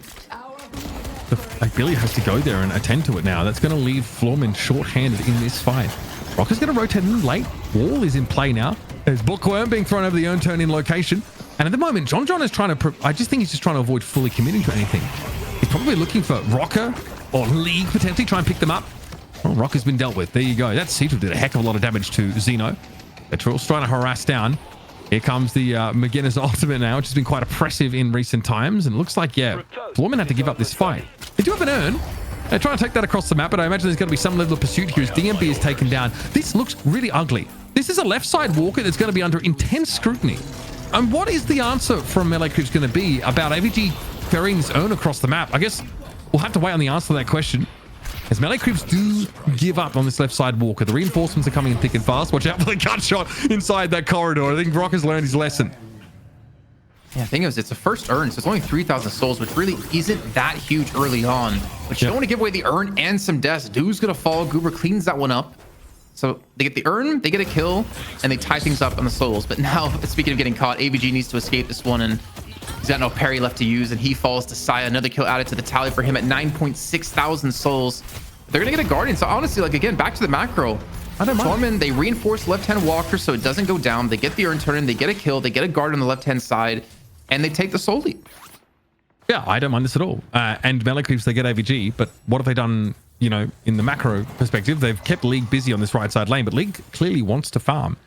He is getting a lot of this priority right now. And I don't know if that's by design, because I imagine maybe DMB or Rocker would be your designated, feed people to get fed. I won't say feeders, that could be misconstrued. But no, it is League obviously at 13k souls, actually in step with John. So now, obviously, that Tombstone's been cleared on right. We're going to be looking at neutral camps for the time being. Buffs are another 3 minutes away. So it's about that lane pressure and maybe creating an opportunity to, dive down and get some nice walker damage. You see both teams just kind of either going for box farm in the middle here with Ido or cleaning up jungle. And an engagement, it might be actually happening with John and AVG, just kind of cross pass on the left-hand side jungle. League's there to reinforce. At the same time, Medicus are looking for a push in towards middle. And it's kind of going to just delve into these like 5-on-5 fights, if even that, because you're not going to see Fishcake leave this right-hand side. And I don't imagine DMB will leave either, considering he wants to get farmed up. As you pointed out, he is behind quite far compared to League. Yeah, League is like, picked up a point blank, so that's fine. But I don't know if your bang for buck in terms of funneling souls into your Billy is where you want to be. I think it could even have been circumstantial that League was the one that spent so much time on the right side in the end. Okay, now, Doom might have bit off more than they could chew here. And I don't know if they realize yet, because here comes Calico leaping slash in. All of a sudden, the Apollo is getting the heck out of there. Yeah, maybe not today. Remember that annoying mosquito? Yeah, that's pretty much what he's being here. But because he's had to reinforce his lane with Fishcake getting low from that one-on-one fight against DMB, it does prevent them an opportunity to go for a fight here, actually. You see Scout kind of getting caught out here. Singularity is ready. It's all locked and loaded. But there's just fights kind of breaking out all across the map. Floor's advanced for some decent poke damage, but obviously Soul Exchange is there for DMB, so this damage doesn't really matter. In fact, it's really just you hurting yourself. The exchange there is pretty mid. I won't lie, from DMB. They're like approximately the same amount of health, and here comes Deuce, says, okay, well, now you've used that ability. I'm going to come after you. Italian Lusan at the ready, should have been required. He's at life drain, but look at these reckless advance. Big damage being put now onto the Geist, and you don't have a Soul Exchange. This is very dangerous. Scout did go down. Yeah, very slippery. Frustrating for Do here. Surely cold front, captivating read. Oh man, you lingered too long in that lane, dude. My goodness. Cold front, captivating read. It's lights out. That's a bit of a mistake. Eventually, AVG is taken down, but man, at what cost? And they keep putting like one step forward and then like one step back. It's such a big kill to happen on Do. I don't know how he missed that Tiny Losan up against DMB, but it nets them a massive kill with the reinforcements coming on through. Maybe Goober going to be getting caught out too on very low health, being walled around so he can't actually escape. And Ido hits the flick shot. A little bit of skeet shooting onto the goo ball in the air. So Melee Creep still come out in the end with 2 kills to 1, but still behind by 1,000 souls. Yeah, again, that's a completely negligible difference at this point. But, you know, I'm looking at like how these exchanges shift the balance of power in terms of like that soul value obtained. Okay, well, this is not ideal for Sire. Wants to try and stand and fight here, but in 1v2, they know they're cooked and they're not going to buy enough time for those reinforcements. Now, very quickly, though, there are people diving in here. Rocket just to trigger that trap. Not the end of the world, but yeah, I don't think we're done on the right-hand side of the map because, of course, there's an urn, and if an urn spawns, there definitely has to be a fight for it. Here we go. Deadheads everywhere. Double slam here. This is brutal for Fishcake. Doesn't really want to be the object of scrutiny right now, I'd imagine. Captivating Reed would have been effective if there's anybody left to be hit by that ability. Floormen dominating right now. And Melee Creeps, if they stick around any longer, they are going to be in deep trouble. Urn's taken away from this fight, but it does very little to turn Floormen off the idea of turning Melee Creeps into pate. AVG gets the drop, though. He catches out Scout on the retreat with the urn. He can at least force it to reset, potentially, as they see Sag coming in. But they have a barrage, and that's enough to take down AVG, and the urn could be back in their control here in just a few moments. But the mid walker's going down here already. Floormen just going for a big on push. Yeah, okay. I mean, this is the risk of what Melee Creeps are doing. They're kind of milling about. They're not contesting any territory here. They're fighting for the urn, sure, but Walker, gone. Oh, yeah, you're done. I mean, what are we hanging around like trying to defend this urn? Like so much priority being applied to it. Okay, here comes the Apollo. Dude, can't imagine you're going to stick around for too much longer. Sigil does detonate here, and you can see Guru's being completely ignored. Tiny Losan in play. Does John save the day here for Melee Creeps again? This looks pretty messy for them in terms of the whole map movement. But DMB's down. Urn picked up here. They might lose some Walker health. This is going to be Scout rotating in to stop this. Kinetic Blast doesn't quite connect. Yeah, but the distraction works out. Look at the soul difference now. We're almost at 10k. They get a mid walker, pretty much uncontested, as we saw there. I think DMB did eventually go down as just trying to carry the urn across the map. But honestly, Melee Creeps, they need this urn turn, and they need the bounce back in souls. It's going to go for a straight dunk for Do. Gets pulled into it with the quantum entanglement, and they get the dunk. Massive amount of souls. I mean, look at that. It caught him up to about 4k being behind from almost 10k. If somehow Floormen was able to secure that one, that would have been, you know, like 15 approaching 20k lead, and that's when you're hitting some stat check territory. Yeah, that's really getting out of hand. The kind of you know, at this point of the game, we're sub 20 minutes. It's just really hard to bounce back from that. Still a ways away from buffs, but yeah, an opportunity here to try and find some of these power spikes. Silence Wave coming into the inventory here for Melee Creeps. Again, Floormen have a very slippery setup, hard to catch out. Silence Waves on multiple of these Melee Creeps players are going to be very fruitful.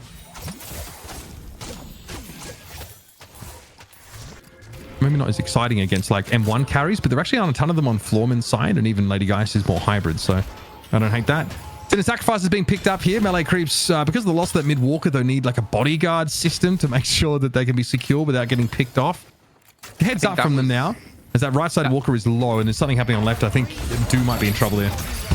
Yeah, I think even Jondra might be in trouble because there's 3 players approaching that right lane walker, and only Sire there to go for the assist. Tiny Losan used to just escape here and buy some time, but that doesn't alleviate the pressure on that walker either.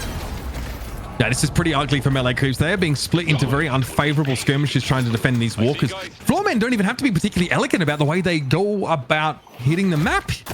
They're just working the extremities, taking these objectives. It is 3 walkers up for Floormen still to 1 of Melee Creeps. They're getting absolutely trashed, and despite that, the soul lead is not that big. Only 3k for Floormen, despite obviously and a lot of implied map control as a result of those walkers. And it looks like they're collapsing on mid here. I don't know if Ido is going to be ready for this now. Mid boss, of course, is where the action is. Floormen trying to start a fight, no doubt about it. And McGinnis is in play, though, of course. Oh, this is maybe not what you expect. Dazzling Trick Shield's going to be needed here, but Idorian doesn't really care. He just wants to try and blow his way through it. Silence Wave comes in, probably applied there by Do after having just picked it up. And they will be kept out. Plot armor will be applied here to Rocket to keep them in the fight. But here is a rejuve. There's a walled in play. Captivating Reed comes through, rallying in charge also. All right, one rejuve credit going to be stolen away. Here comes that singularity in the pit. This is where melee creeps want Floormen to be. They're going to be back in the fight, but that's the loss of the rejuve credit now. And the chase is on. Do is down, and Goober is going to get picked off here. This is melee creeps essentially 2 for 0 in this fight, and they are chasing for more. Do is back now. Rejuve credit, of course, being made use of. Melee creeps still have one. That is important. They still have the buff as they come away from this. They've now gotten into the lead soul-wise. They can start to scrutinize these walkers for real. And looking for some serious damage. Credit to Rocker, though. He takes down Dude to force that one of the rejuve credits to disappear as well. So they're down to just one here for melee creeps. But finally, they crack the shell of the defense out of Floormen with that mid-boss take. They get themselves the first walker of the game, potentially more league. The most fed player on the side of Floormen goes down. Down for 31 seconds of time. Doesn't seem like the kills are stopping here. No, they're going to chase for them, even though there's no walker really to justify you being in mid. You notice the side lanes are being worked on slowly but surely. No rejuve credits left, though, for melee creeps, so they don't have that sort of statistical or numerical advantage anymore. But, man, they're still fighting picks. AVG wanted to fight for buffs there. That's not going to work out well at all. I understand the attempt, but, yeah, with melee creeps having that many players there, look at the lead they've just gotten from the mid boss, from the walker take. As you pointed out before, they didn't have a single walker. They're up 12K now with the earn in hand too to turn in. And in terms of ultimates, boy, they got 4 up and ready to go. Potentially Era Domini in just a few seconds too. Like this, I don't know if Floormen can even fight into this. Honestly, it is going to be a loss of a fight that's just going to put you so far behind. So look at this, like melee creeps in terms of the like neutral objectives, or at least the guardians and walkers are behind, sure. But they have way more kills, and they've been getting these urns pretty consistently, even using like the entanglement to dunk them. So melee creeps have stayed instead. Like I treat those walkers on the field still as just like guaranteed souls for melee creeps to come and pick up over the next 5 to 10 minutes and potentially put them even further ahead. Floormen have been losing out in every other like soul gathering aspect, but look at them, they're still trying to posture so aggressively forward because melee creeps do have the issue of not having that map control, of not having these walkers up anymore. So they've got to be careful. They don't want to get caught inside their own half of the map, and they don't want to give up their neutral creeps either. To be honest, I thought melee creeps were going to force the issue here, considering they have heavy barrage up, they have Itani Losan up, they have Borrowed Decree to throw down in a lane 2. As they get knocked down to Ido, that's going to be the last rejuve. Actually, there's no rejuves left to go here. Ido needs to somehow escape this one, try to do as much damage as possible before he does get taken down. The reinforcements will be here, but he gets caught. He gets stuck on something, 50 health remaining, and a dream, and he gets around the corner in time. That's crazy. Ido's able to get away. Scout, though, won't be nearly as likely. He definitely doesn't have that same level of mobility. Floormen, though, definitely feel like you're in a bit of a position of power now. Sai are also going to go down eventually. Floormen able to catch melee creeps out, of course, without rejuve credits. They are ripe for the pickings. John is fed, healthy enough, but already having used Era Domini in this fight. Doesn't want to take any undue risks. Zeno picked up. Okay, earned here, potentially for the turn in. It's so close. Cube has to be used in this fight. Ido down. Do trying to surge forward now. Watch out. We see Goober maybe trying to make a turn in of his own, and he sneaks in the backside. Fishcake removes him there as he tries to paddle punch himself out of the action. Another kill for the Graves is all well and good, but melee creeps have lost earn, and this soul lead is closed. Dude is not escape that. Are you kidding me? Using the repost there to just get away. Fishcake now going to be just completely, I wouldn't say slaughtered here. It's a good word, but he's kind of already dead. He did take down 2 players. He took down League and I think Goober after Goober got the turn in. So while all that's done, Goober, it's still pretty much an exactly tied game. I didn't expect melee creeps to get walked over so easily there, but Rocker on 29,000 souls and Sai only at 22. It's very hard to get off an effective heavy barrage in that position. I'm taking a look at Fishcake's build in just a second, but I think it's more along the defensive lines. I think it's like heroic aura, spirit resilience. Yeah, so heroic aura kind of fits with the Echo Shard deadheads because you also give them extra fire rate, so they just hit a lot quicker. So it kind of like synchronizes really well and synergizes really well with this kit. But it looks, from what I'm mistaken, it's really reminiscent of what he had in the last game. Gotcha. If he was refresher as well, then it's pretty much exactly spot on. Yeah, it's just not like a gun-oriented build, really. Okay, that was a singularity. Fishcake going to be back in the fight in just a second. Here's a chain gun. It's big connection. Oh, buddy. Everyone's going to get tugged into this here. Divine Barrier. I don't blame you for making use of that one. Nick feels like he's done enough here. Here's the heavy barrage. It's going to be respected by Floormen. And now Fishcake is returning to the fight. Full strength melee creeps here, despite John being a little bit on the lower side. Yeah, they want to go for it. Okay, Bodicary active. Gonna shove this one in. I'm glad to see Fishcake so ready to fight upon returning to this lane. And with great single target burst because of these deadheads, you've got to respect what the Graves can do here. Floormen are backing up a little bit, but Ido is caught out. Unclear where he's found. League is looking a little bit low. That's 26k soul Billy there that is being chased down by the deadheads. Looks like he's able to escape. Entanglement now might have gotten Fishcake out of trouble, but the crackback is real. As a ravaging charge flew overhead, but the Graves is able to walk away, and melee groups have decided that enough for now is enough. Yeah, I mean, they were 6v5 and they still lost a player, and you can see DMB immediately headed towards that left-hand lane, realizing I can take a free walker here. But as melee creeps, they did get the disengage. There's no chase out of Floormen. There's no way for him to actually secure that one. But we're approaching the mid-boss, momentarily, and these death times are starting to really get up here, Uber. That if you die right now, you're not going to be around for mid-boss anymore, so you have to be very respectful of this. Though I think Buffs Rocker up, might have though. gotten a caught on do, or he just backs away. So we'll have the buffs here contested now. Unfortunately, AVG a little bit too late to that one. Only, like I said, a minute away from mid-boss. Obviously, Urn is going to be a factor now as that has spawned in. This time, melee creeps still want to fight over the Urn pickup, but surely they're going to be in position for the take.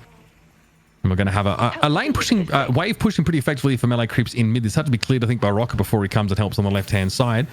That Urn is going to make its way there. Floormen have this very mobile composition. They can really sort of be everywhere at once.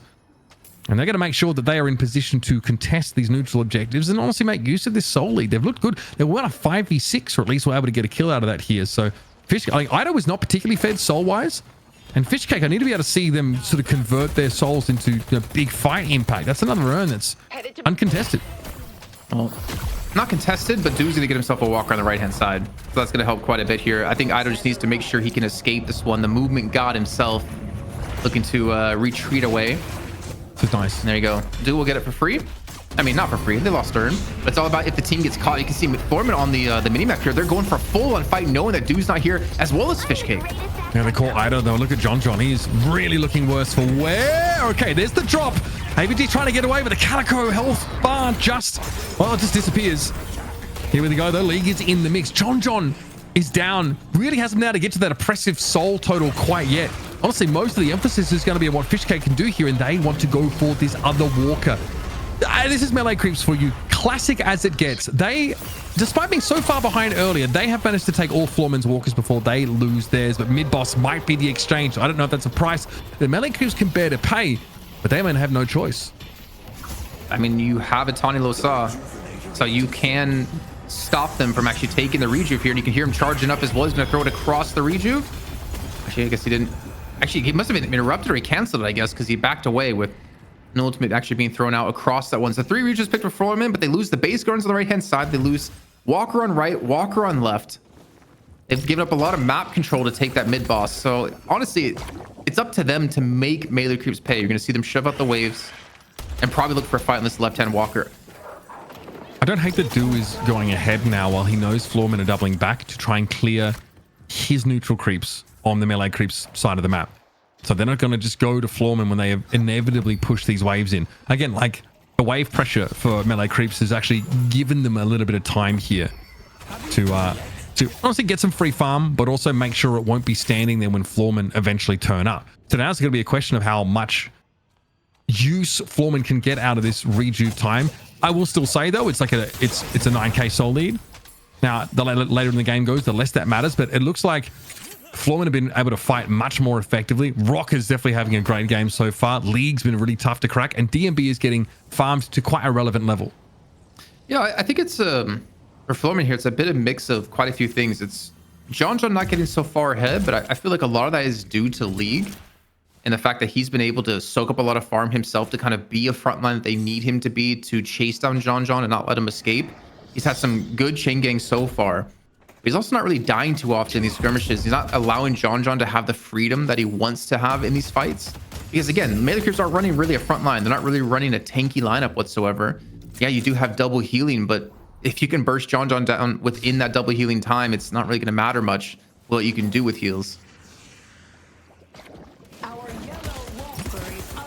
Here's the group up around that left side walker. as expected. Again, even across the map. I don't know what DMB is looking for, but they're about to run into Fishcake. Now, that's quite a compelling 1 versus 1 if it were to come to pass. Meliku's going to give this up, of course. So rejuve buff there. I really don't want to go for this. They end up trading 2 walkers for mid-boss and Earn. So Meliku's probably not too devastated about that, but it's about trying to safely secure farm. That could be the challenge. This is risky business. Wall is not going to be able to stun up DMB, who does have Soul Exchange right now. This is why there's not a full commit from Melee Creeps, but the silence waves. League's turned up. Goober's going to roll over the top. Melee Creeps are fully committed now. Who is going to be there to help Fishcake? They are the most fed player on their team, and they're swimming with the fishes. A plated armor pickup out of DMB. Paying dividends, I would say.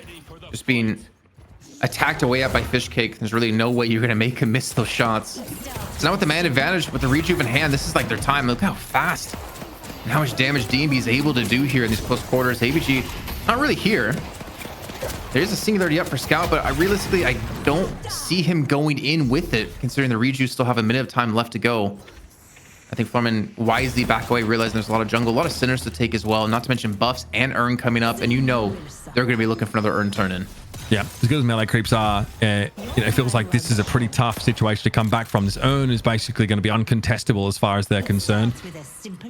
They have Singularity, right? There is a sort of a win condition that involves getting like one of those really powerful old soft, but they're going to be up against it. Goober is in prime form. Rocket just feels like they're not particularly killable now. It doesn't really feel like it's a viable game plan. Obviously, rejuve is about to expire. So if Melee Creeps have any interest in fighting at all in this game, it's going to be after that is expired. But this Earn turn-in looks like it's probably going to occur within that rejuve window. Melee Creeps would be unlikely to try and take too many risks here. Does Goober have Echo Shard on his cube? Because if so, I could see it. I could see it like obviously being huge in these fights. The fact that you can save 2 people, and there's no curse picked up for Melee Creeps as far as I can tell. Oh, you can see immediately Scout goes in, dislodges the Earn. He needs to be careful. He needs to not die here. He needs to be able to get the singularity off to pull off a potential chance, a potential Hail Mary in this fight. These deadheads are doing a lot of damage. Oh my god, the Graves damage? Not a fan of that. Yeah, we are backing out. Guardian Ward there applied, of course, by Xeno. Dude, the Graves did like 2.5k damage. Unanswered there to League. Guy's out of the fight for the time being. All right, gotta respect that Graves damage. For real. Okay. Calico had a little bit of a drive-by there. Enough to get the Earn. Yeah, that's worked. Leaving Slash here. Pretty decent hit though coming in from the Apollo. Melee Creeps just need to be careful not to one-track mind this Earn pursuit. They don't want to get dove on. Left though, and singularity is up for Scout. So again, like 1 or 2 kills here would be all you need. They get a hyperline. Oh no, DB gets hyperlined. No, yeah, too frantic from that because nothing happened. No, fair enough though. That was a little bit surprising. Up onto the line and then knocked on down. Still, Do is gone. Like, at what point are Melee Creeps gonna just have to give this one up entirely? Earn does basically reset back to its initial location. Oh, bro, like you're fighting with 5 players for a whole minute. Where's the pick supposed to come from here? Melee Creeps don't have the kind of composition that can single out those individuals. They want that big fight. They want to fight inside mid-boss pit. Maybe that's what they're playing for. The Graves AoE plus the singularity. Maybe they're just trying to stay in the game until they can contest mid-boss or an Earn turn-in location and turn that into their favor. I see the enemy. Yeah, I think it's kind of unfortunate all on Scout here to look for that opportunity where it might come. I wouldn't hate maybe even like a Veil Walker picked up for him, just so he has the ability to really sneak in for these, because honestly they need a big ultimate out of him to get these kills, to actually like turn these fights around. They're down, approaching 25-30k. Mid bosses respawn back in, so this is like they cannot afford to let this one go. But lightning scroll pick up here for Saya, it's actually be quite big here. If you can get big stuns in towards pit, set up a singularity to allow Scout to freely get in there, you can really do some massive punishment. They start the mid boss, but realistically they're going to get the scream and they're going to look for a fight. There's no way you fight mid pit against this. All right, Floormen have everyone back. Do has been able to return to the fight. Look at Saya, just dead instantly. Is that what's going to happen here? Your chain gang going to be used now. Fishcake in the middle of it as well. Saya's out of the game. There's a lot of deadheads, but where are they going? Some damage on League, but he's doing his job. He is soaking up in this front line. There is a cube that does that interrupt the singularity? He got lightning scrolled by someone. Oh, that is crazy. Well, there goes the singularity. At this point, it's impossible to see how Melee Creeps get back into this game. John blown up. Main source of damage, yeah, not really a factor now. Silence Wave also catching on towards Do, so he's going to have to back away. And melee creeps slowly but surely are being kicked off the map. And this is a free mid for them. There's no realistic way melee creeps go for the contest here. They have no ultimates left. If they can get a catch, it would be ideal. And it might actually come onto the face of Rocker. 47,000 souls might be completely mitigated. Here's a great quantum and taking that pulls away from the Goober stun, but also groups them together for a Goober stun with that Goo Ball. The Archer Blast comes in and catches onto Ido. There's nowhere to go. There's no way he escapes this, surely. No. He is absolutely caught in goo in front of the base. It looks like Floormen have been able to bounce back beautifully in this game. Everything going right for them right now. Rocker and DMB hitting hard.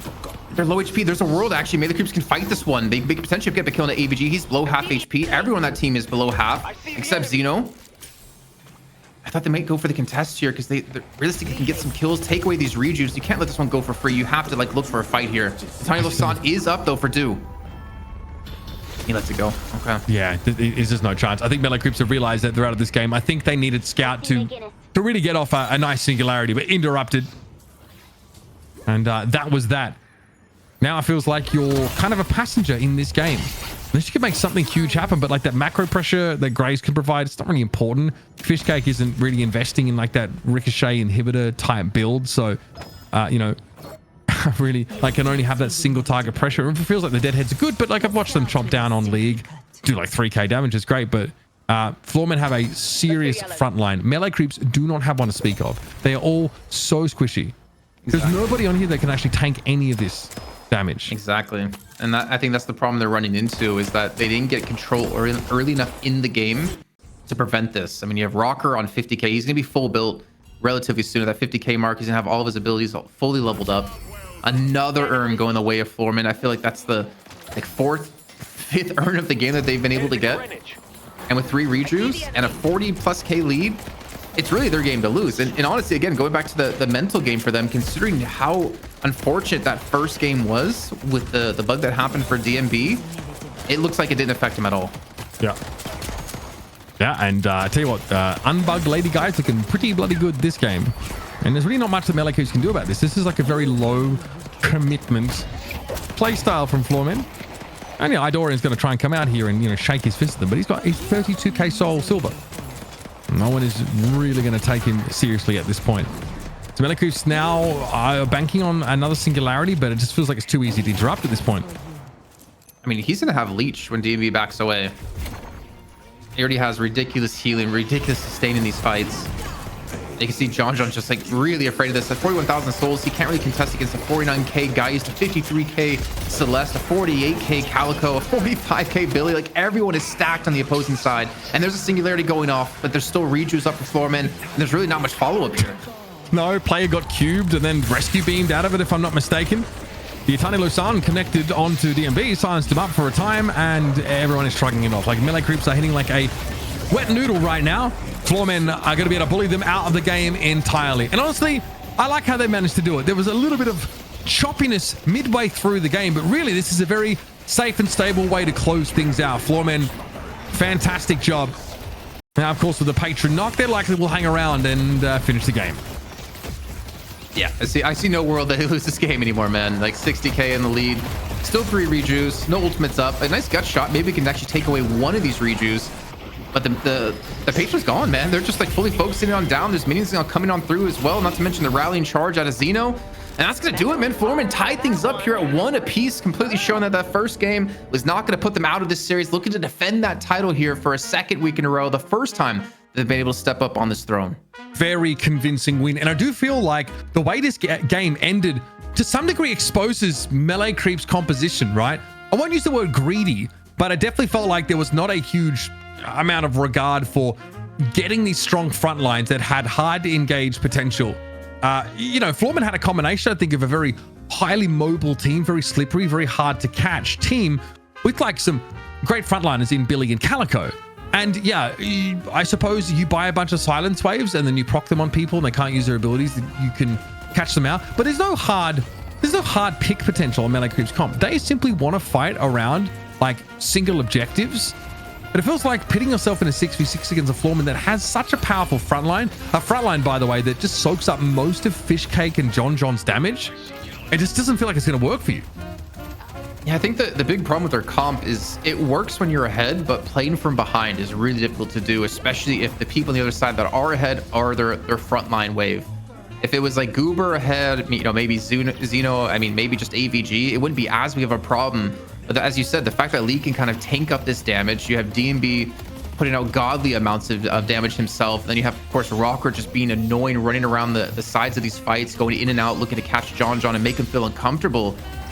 You just can't play from behind. So melee creeps, unfortunately, they didn't get the start they needed to in this game to make this composition work. And the thing is, they haven't really shown anything different. They've run double healer all day. They haven't shown to run these front lines. I don't know if they're going to switch things up going into the final game of the night. I feel like I'm watching a comp that, like, it does feel pretty melee creeps, right? In terms of, we have a comp here that gives us really great map pressure. Feels like we can always trade up when it comes to like neutral objectives here. And if we can get that soul lead, like, we're so devastating. Like we saw what Do was able to do in that first game. Obviously, John with a egregious amount of souls. So just to put it in perspective, John was like 8.6k souls when his closest comparison on Floormen in game 1 was at 5k. That's messed up. And you know, it blew out of control really easily. In this game, it wasn't so. It was like 8.5 to like 7, right? Like that gap wasn't nearly as big, like generated through the early game. I think Floormen also had some, you know, really nice laning. I think the Page Billy lane being, you know, such a nuisance, so hard to beat, and giving them like a real strong footing on the right hand side of the map also was a nice adaptation for Floormen.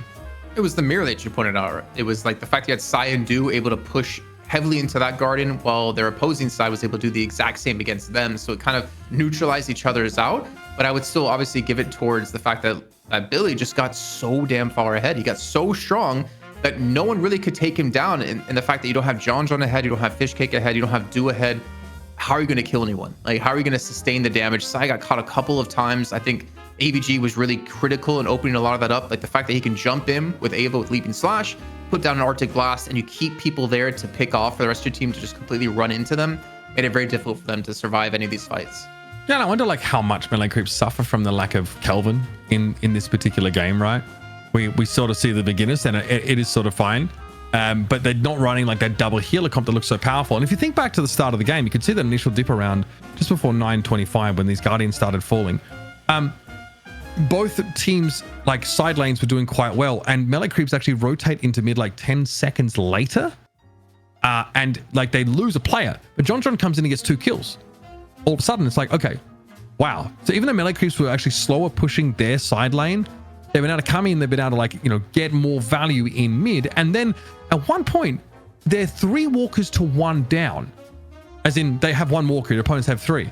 And they actually end up clearing out all the Floormen's walkers before they lose their last one. So like the macro play is good, but like this all comes at a cost. They end up, to do this, they end up giving up mid boss and earn. So they don't have like the map pressure to defend their last walker to sort of keep them up there. And it feels like they wanted to fight mid boss with this comp. Surely I'm not crazy, right? You have like heavy barrage and singularity. You've got the Graves, like AoE abilities, Eternal Lusan. You have a team comp that would want to fight there, I assume, but they were actually in a position to do so because they got picked off a couple times. I mean, it is scary to play a McGinnis and a composition based around fighting in specific areas against Floormen, because they were, I think, one of the first NA teams to really bring around McGinnis in the night shift. And to play McGinnis, you can't just play in open areas necessarily. You need to keep people like close. You can splash onto multiple people. But as you pointed out, like the mid boss, the walkers, but I think for me, a lot of it was about these urns. Floormen were able to capitalize and get, I think, everyone except one, where Scout actually used the quantum entanglement to make sure they can dunk that urn in.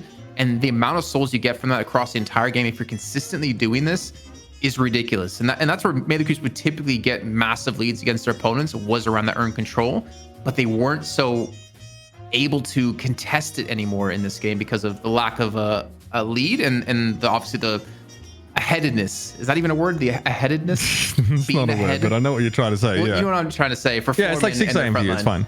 Don't worry about it. I mean, I also think like having the Calico and the Page also makes it, you've got a comp that contests those earn turn in locations quite well, right? You can like captivating read down. The Calico also is like never going to give you any sort of freedom. There's always going to be able to like pursue to those objectives and stay in step with you.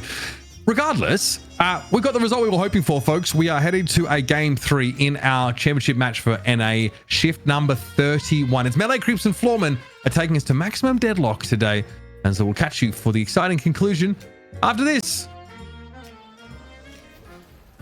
Well, folks, it's a blockbuster today. 8 hours and 8 minutes in, and we are still looking for our winner in NA for Deadlock Night Shift number 31. I'm Uber, joined by Jason Kaplan, and we are going all the way in our money match series between Melee Creeps and Floormen, who draft, Jason, almost identical compositions with some slight differences that maybe make all the difference in game 2.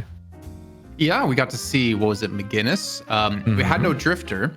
So clearly Drifter wins games. If you're wondering what that Eternal Darkness was, you know, like an hour and a half, 2 hours ago, still win the game, clearly. Yeah, so obviously the squishy lineup for them, when they fall behind, doesn't work out too well. But I don't expect them to change their draft too much. I don't know why. For some reason, I feel like they're going to stick to it because we've kind of seen like trend towards these like more high damage compositions, especially with some of the like vitality changes where you have like more HP now as well, because they kind of increase those. Having more damage means you can kill quicker. But what I'm really surprised at is, we've had one Abrams today, if I'm not mistaken. That was in the very first game of the day with Loki W up against Abrahams, played by your boy Listic, and he's just disappeared on the map. If you look at our like pick priority over the last ever since we started Night Shift, he's always been in there as one of the most picked or banned heroes. But to see him have a massive fall off now just blows my mind. Yeah, and is that because of the vitality changes, do you think, or just because like recently he got buffed, or at least like he gets extra melee damage per boon, or at least the melee damage per boon was increased, and also his ultimate got better. But bro, is change to something, I can't remember what it was. It had to do with like his gun damage. And his gun damage was like really strong because you pin someone to the wall. You obviously melee them, but you also get like crazy point blank damage. Plus you have like K dash, so you can like shoot even quicker. You would do a lot of gun damage, but they've kind of like tweaked that and nerfed it quite a bit. Though they've increased, I believe it's like spirit damage overall. So you can kind of be, I've been hearing like a late game beast as a spirit Abrams, though I don't know if we ever get to that point in these games, and especially when it comes to organized games, if it works out. Yeah. Tat Gecko, thank you for the 10 gifted, by the way. We see you there in chat. Appreciate you. So we've got the Ivy and Mirage bands basically run back yet again. Neither team want to do this, and this is looking unbelievably familiar. With the Celeste locked in straight away, and we know how Melee Creeps like to respond to this. So we'll probably see them try and go for the silver, but I'm starting to see the Apollo. The Apollo first pick from Melee Creeps yet again. This will be 3 games running. Lucky to have someone like me fight for them. Lock it in. Kind of have a feeling that maybe they try to go Viscous, but I faintly remember seeing Scout try to play it, and it wasn't as good. It won't be a. Will they try and get the Kelvin early here if they're concerned about a ban? No. Honestly, they could pick it as their third to avoid it on the turn being banned away, but I don't want to say, or honestly, I don't want to see them have to rely on a Kelvin to win a game. I want to see them be able to play like some different things. Ruby gets Viscous again. This pesky spirit Viscous, man. They went silver as the third pick last time for Melee Creep, so there's a world where we could see it happen. And for Floormen, stick with what's working, honestly. There's a world they could have won the first game without the bug happening. They can't even fight for Geist here either. That's just going to get taken away by DMB again, which really started. Like the Celeste, like Floormen have managed to secure the Celeste and Geist that looks so good there in game number 2. Melee Creeps, do they think about a more durable front line here? You pointed out, I'm going to come back to your question in a second, because you pointed out something before we started this whole thing off. The fact that Floormen picked Ivy, Silver, Warden, and was there a third one? Ivy, Silver, McGinnis. Warden, every single game against Melee Creeps. In the games they won, they had McGinnis. And they're doing it again here with Celeste, Viscous, Geist. They played in every single one of the series, or every single one of the matches so far. If it's working, you're like, why fix it? You're forcing Melee Creeps to be the one to react to you and change things up if they want to have a chance to shut you down. Yeah. No pocket Kelvin was brave. No, very brave, especially with Kelvin. They banned the Mina instead. Why are they valuing the Mina ban over Pocket? I think they're going to pick Pocket because Mina kind of shreds Pocket. Oh, they are first pick this time. That's true. Huh. I think we might see them take pocket. It's a good here. call. There's no way you leave pocket open. Oh, geez, that's a bit scary for Lady Geist, isn't it? Geez, pocket's a real problem for her. Okay, good. Calico. Okay. Okay. So maybe they're trying to force Floormen to build in to go for pocket, because I was like, Ido pocket. What is the Kinda punish sick, then? Callback. What is the punish then for a pocket from Floormen? If melee creeps pick pocket, you mean? What if Floormen picks pocket? Is there a way to melee creeps punish this? Because they're almost like trying to lead them into it. I almost wanted to say like GT. Because GT is such a good counter to pocket, because you just blow him up with your charge shots. That I don't think we're gonna see a GT picked up. And maybe Floormen are just not gonna fall into that trap of going for a pocket here against melee creeps. All right, here's the Billy. So again, that really powerful tanky front line has been picked up, and Floormen have that hyper mobility that Silver offers. So it's going to be Ido on something different this time around. Might get the Apollo. Might get something else. But they're going back to the Graves. And again, we saw the build from melee creeps now, that the Deadhead build. I don't think the patch change that occurred today doesn't actually... It changed something on her. Her grasping hands are 2. It no longer spawns 2 zombies, it spawns 1. Yeah, it didn't change her 3 at all though. So like that, you can still like try and build like ricochet split shot with like debuffs or like on hits with that. So we have double healer, Kelvin and Dynamo. Calico picked up here by melee creeps instead. So we are sort of veering in a different direction. But yeah, once again, we're going to have like a Paige be locked in. Paige looked really good in that previous game for Floormen. Comp looks familiar for Floormen. -1. So I'm expecting Ido to be on Calico, just because I think people were saying Calico was weak, and then he played it before she got changed, and he still was able to get wins on it. So I think he likes to play here and kind of do a similar style to what we're going to see out of AVG. Honestly, for some reason, I'm just not a big fan of the Dynamo. Why was the Dynamo pilled? Yeah. It was very impactful in the beginning of the game from this last match. If you think about him and John together, like he was just in their face the whole time, punishing them. But past that, like the singularities weren't really effective, because I think Floormen just played so well around it. And there's a reason we didn't see Dynamo pick too often in Night Shift because of that fact. But the Graves, I was hearing rumors of like a Mercurial Magnum, and there was another item I can't remember that was a part of that actually did a lot of damage for Graves. But I just can't remember for the life of me. Okay. I mean, what? So like more of a hybrid in like your deadheads and your like M1 damage kind of thing. You do like a lot. You can do a lot with Mercurial, because you're stealing the weapon damage you need to do damage, and you're also like weakening your opponent. But also Mercurial, I think, gives you extra spirit damage on top of your M1 as well. Yeah, but it's based on your spirit power. It's like it's like a 25% of your spirit power. I think it's added onto your base bullet damage, I want to say.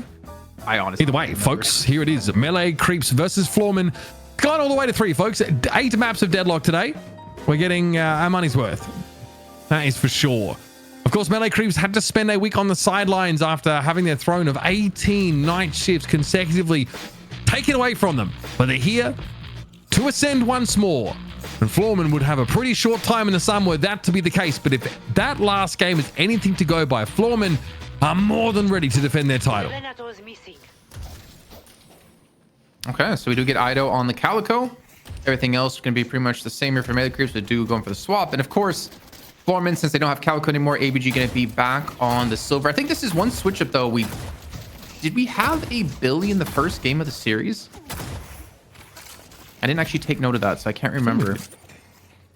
Oh, we have a channel set up for that, I can see. Yeah, oh, we do. We have the draft screen. Yeah, we did. In that first game, we had ABG didn't perform too well. Yep. He was 29k souls, 4, 6, and 11. And League was at 35,000 souls at 6, 6, and 7. But of course, we had John at 48,000 souls, just being a massive factor in that victory. Yeah, he was very far ahead for that point of the game. Didn't end up going that long in the end. So we have the silver here under some. Oh, the damage came out of absolutely nowhere. Leaping Slash will do that to you. And it looks like a sigil that detonated. So you've got to fear melee creeps here between Calico and Apollo. They can... It's hard to trade against them. They can sort of leap at you and do large amounts of damage in a very short window. So you've got to be mindful of your positioning against this comp, especially with that Leaping Slash base damage being increased. Yeah, I think for Floormen to get a kill, you gotta depend on that bola. Just completely limit their mobility.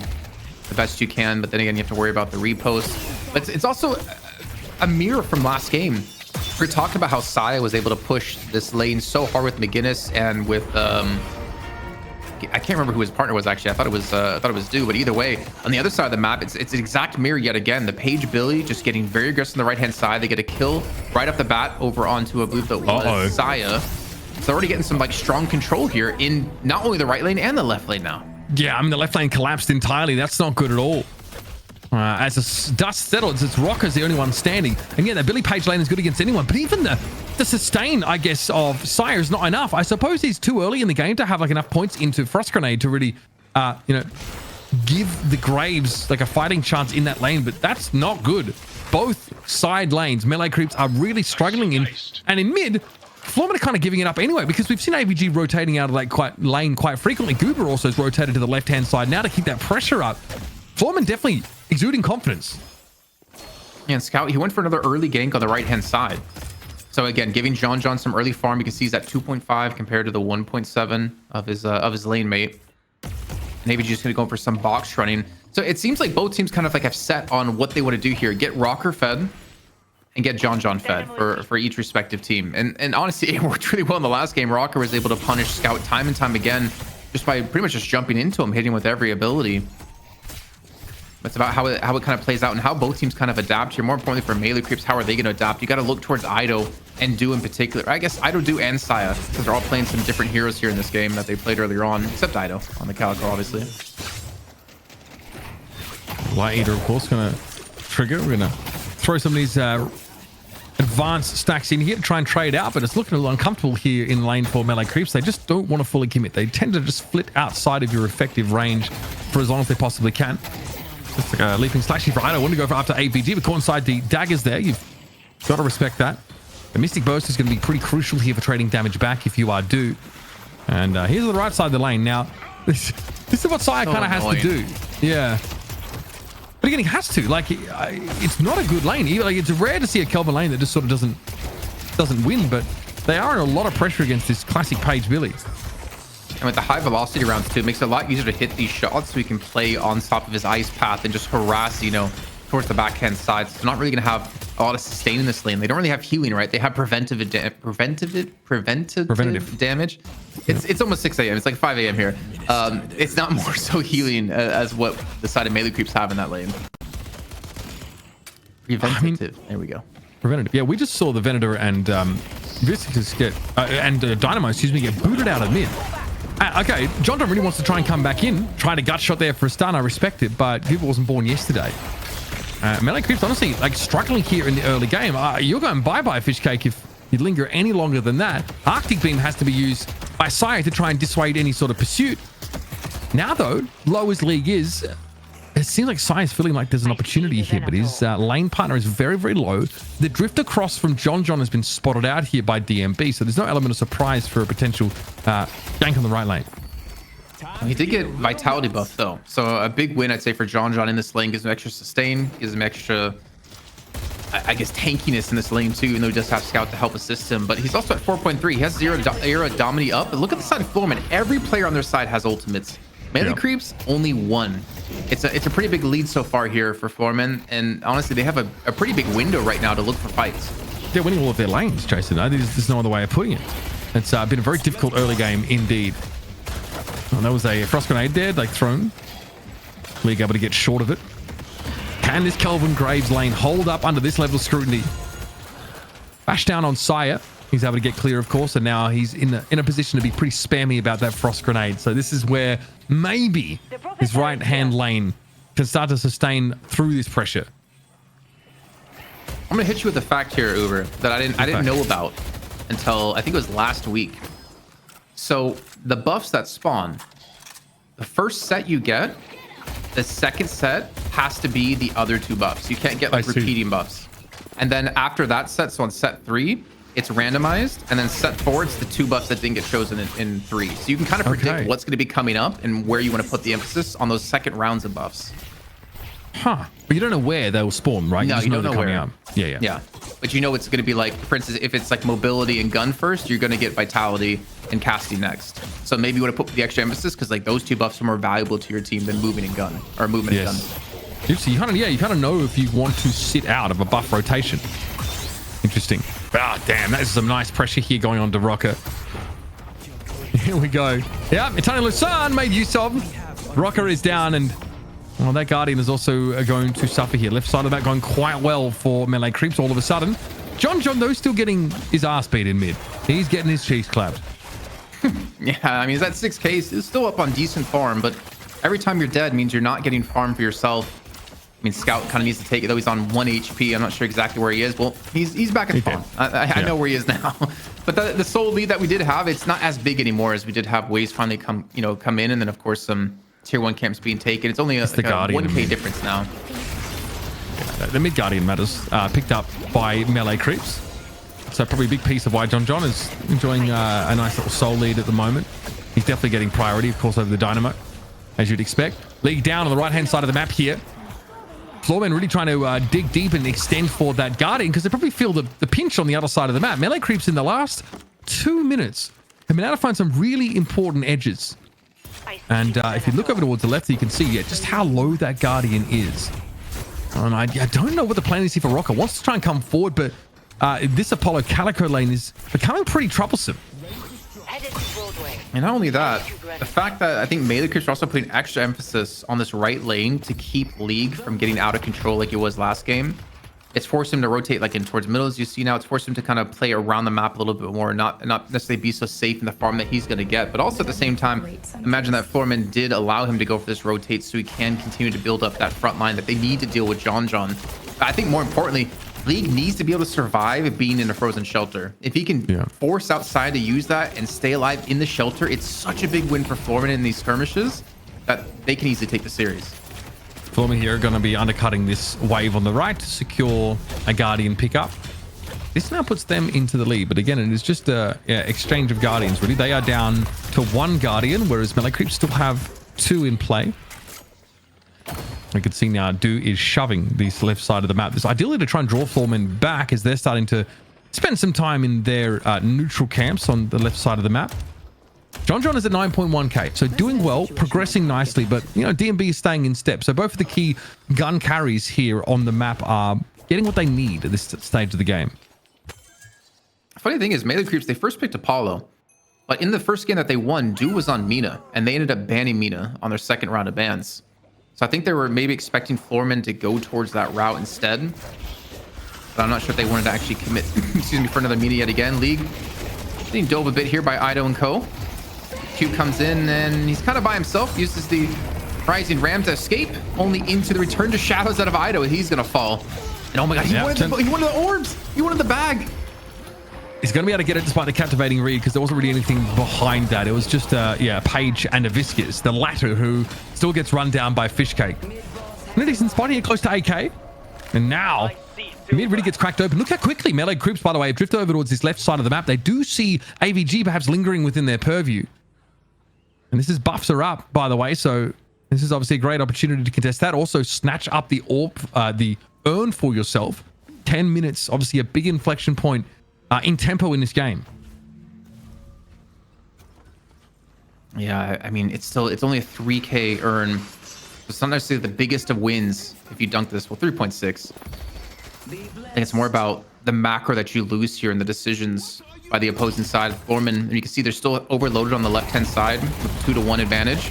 I mean, they can take down that Guardian. Most likely will be taken down in a second. But if they lose a player here like League in middle, it opens up opportunities for them to go for a dunk. And actually, Sai might be just running straight for the dunk here. You can see John's kind of lured him back towards the urn, turn him.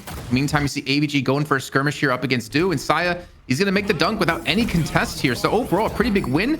But that Walker is taking damage. And I think Goober's just acting as like a human turret for them to let them know when they're coming back in. Yeah, a human ward, right? Spots them out. And yeah, that Walker going down to about half hit. Bloody nice parry. Ido is going to get absolutely rolled. Beautifully done there by DMB. But now John, next challenger is going to step up here. I'd still be scared. Iradomini was made use of. Oh no! There it is. Last bolt will get the job done.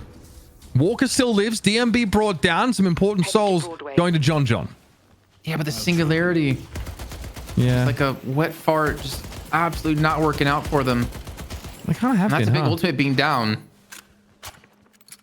What's up? I mean, they kind of have been over the course of the last couple of maps here for Scout. And again, to be fair, like when you have like Cube Rescue Beam, you have like a lot of ways to like pull people out of that. It does feel like Floormen have been pretty invested in like neutralizing the potential effectiveness of that Dynamo ult. I mean, to be fair, they killed him anyways, and the Walker didn't die, so it's not that big of a deal. But I think this is where, like, with the way Floormen have been playing around it late game, I don't think you're going to get a guaranteed 2, 3, 4-man ultimate. I think those are not going to happen that often. Dude, they're too mobile. Yeah, and I think the power of Dynamo is going to be basically on getting these easy kills onto 1, maybe 2 players in this like stage of the game, so you can snowball that into more. And that is a chain game that's not going to save League. Dude just takes him down with the flawless advance. And this Walker, could they actually take it? They have so many players here for melee creeps to actually take this Walker down. There's only the Silver here to stop this. This Walker is going to die. That is crazy. DMB's trying to do the same on the right side of the map. I think chasing John obviously away. That Walker had already been taken down, so a little bit scary for the Venator. But this is starting to become a nice little lead. A tiny little 6k here for melee creeps picked up. They had no push on the right side. Definitely losing out in lane pressure there. And that's owing to, you know, DMB soaking up like 15k worth of souls and being someone who's more than happy to fight John like player to player whenever. I heard a knockdown go down. I mean, so DMB, like, he keeps the pressure on, like you said, kind of keeping John in check, which is, I mean, it's kind of like a reversal. Like, melee creeps did a great job of punishing League and not allowing him to get out of control. Floormen have done a great job yet again of not allowing John to get out of control. So, like, both teams are, honestly, I think it's like the most even matchup we have in Deadlock right now is melee creeps versus Floormen. It is so close every single time that they're adapting, like, mid-game, mid-drafts to kind of counter each other and figure out what went wrong with the last game. It's such a hard ability to have to figure out what went wrong in a game in such a tight turnaround of match 1, match 2. Scout gets caught here though. Did not have Singularity available to them anyway.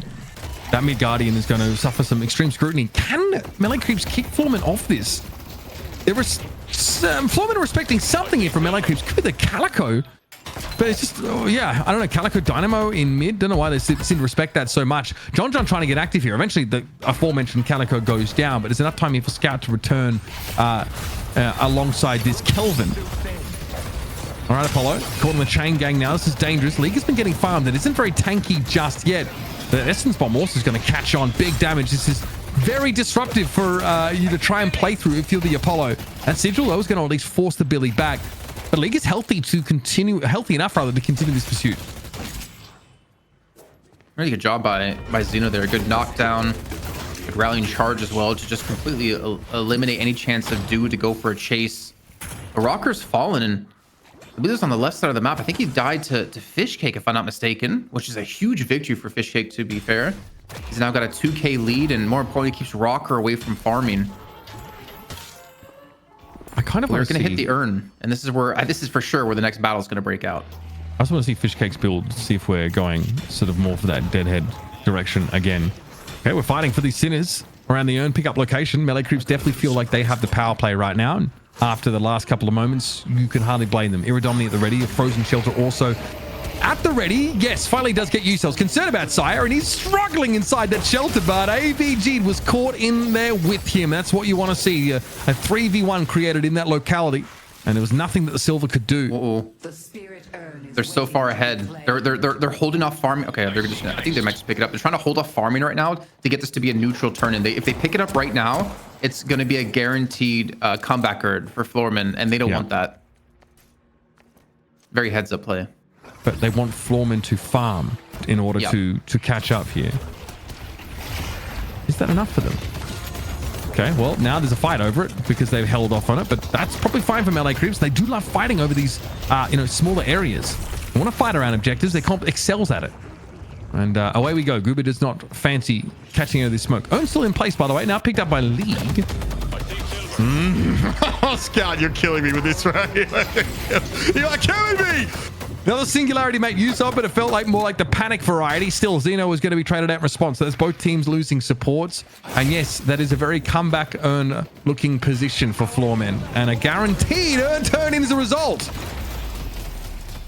To say they're going to lose a walker for this too. So that was like the worst case scenario. They don't pick up the urn because they're waiting. They let the urn get taken away. They're going to lose a walker, but smartly enough, they push a walker themselves to kind of equalize things. And maybe actually they can defend this left-hand side because we can see Ido and Scout going to be coming in very quickly. And they do, just in the nick of time, keep it alive. So they actually prevent the punishment from going really out of hand. And they're still sporting about a 10k lead right now for melee creeps. I mean, John's on fire, Fishcake's on fire, and so is Do. And in that last little skirmish that we saw, Dude did a great job of just being really annoying to Zeno. Zeno was left alone in the back lines. He was just constantly harassing with the flawless advances. He had the exchange up. I know, silence wave. Silence wave, exactly, yeah. And that's what we were talking about. Melee creeps were stacking, 3 silence waves against this comp because as slippery as it is, it doesn't do anything if they are silenced down and have access to those abilities. The air is thick with deadheads, and melee creeps here kind of baiting a situation where they give up an urn that was going to have a, be deep in enemy territory for a turn in, and they get to trade a walker for it. They're going to lose that now, by the way, on this left-hand side of the map. Mid-boss, though. Yeah, mid-boss, exactly. So now they've set things up so that Floormen need to lose mid-boss in order to take this walker. Okay. What do they have? This is melee creeps macro gameplay shining through again. I don't have anything to contest. You can see them not even going for it here. I think a walker trade for mid-boss definitely worth it. They're not quite the 10k lead anymore, but with waves crashing on the left and right lane, but it's so much jungle to take as well. I think this is more of like an advantageous take, not necessarily destined to make a push out of it, but it gives them so much more control now that they force Floormen to really respect them and be very careful about peeking out of their base to farm. It's also the implied soul difference that having rejuve buff gives.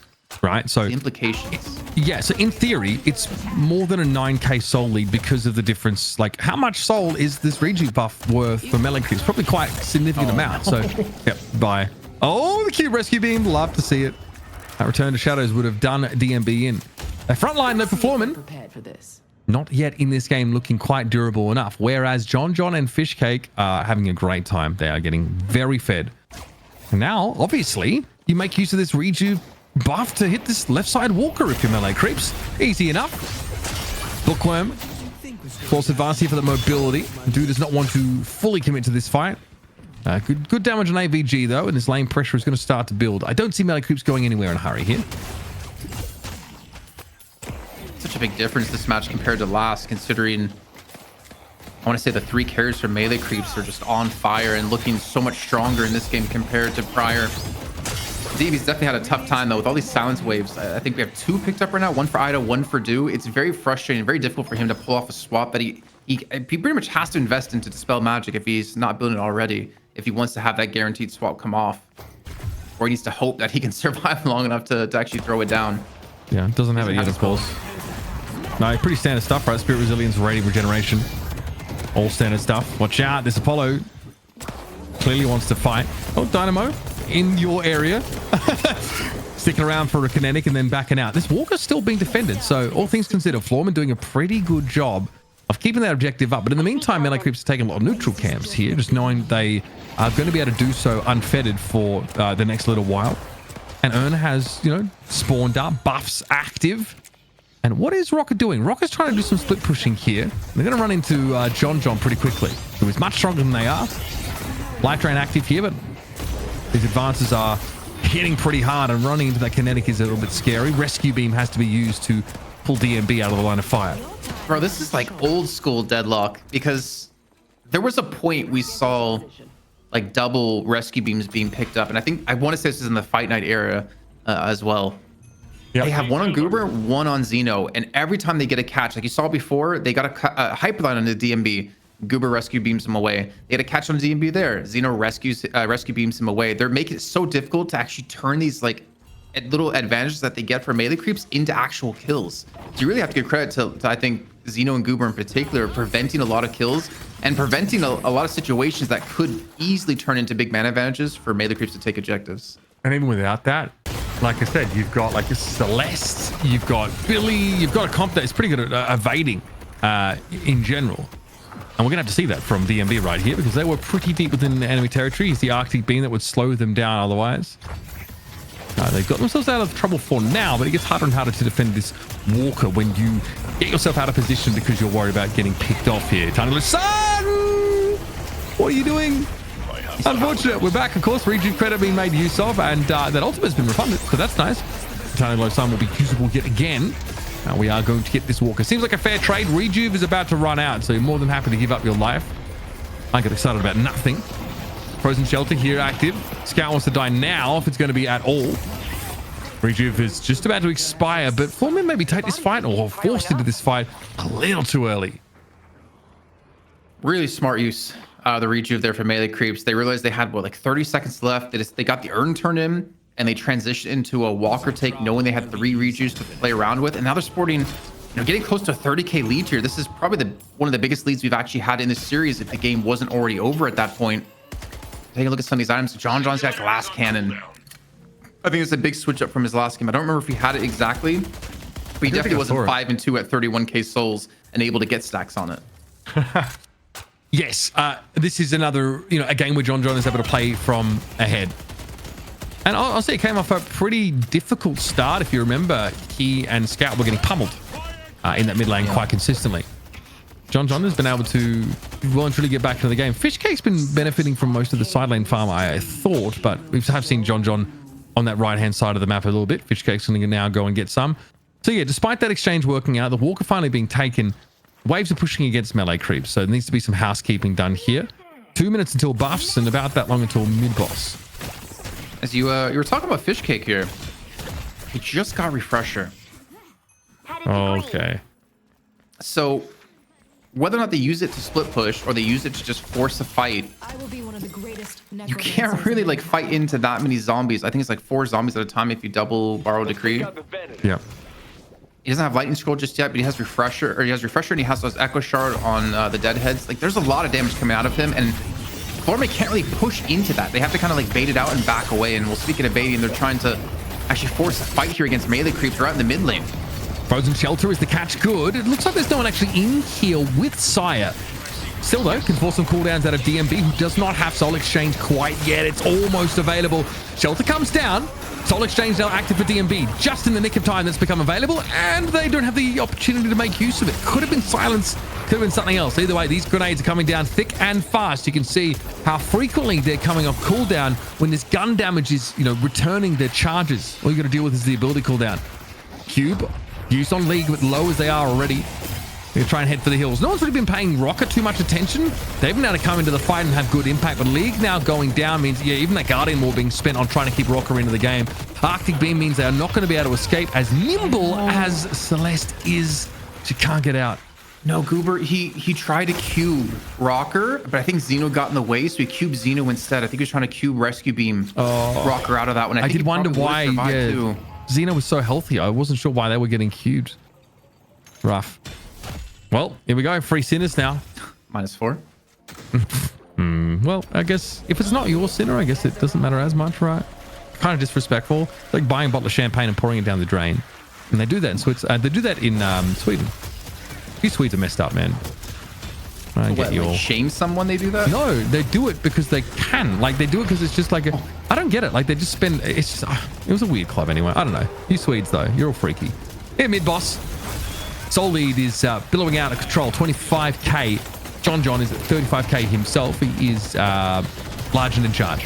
I do not want to be fighting this Venator. This is, you can't really push into this easy. A chain gang coming through. The singularity. Stop him from you. Actually, Warpstone's in the singularity. They're on top of it. Huge coming out of Scout. Makes up for all those messed up ultimates before. And it gets in the 3 charges of the Rejuve. Okay, does it make up? Oh, listen, that's beside the point. That looks pretty darn good there. Beautifully done. Oh, we love that rejuvenating Aurora Max. So you just run and heal. Xeno's going to be chased down now. League is going to come back in from a really awkward position. Just not involved in the fight whatsoever. We're knocking on the front door here. This should be enough. Melee creeps might have gotten themselves back onto the throne. A very short-lived window for Floormen. The Soul Lead is too much to deal with. There's still a walker up for melee creeps, and now they're catching people outside of the base. That is 55-second respawn timer for AVG. The base Guardians are falling, and melee creeps know it's basically all done with the crying. Shrines are going to fall. League, what are you going to do in a 1-on-6? Well, it's technically like a 1-on-9 because of the Rejuve's up.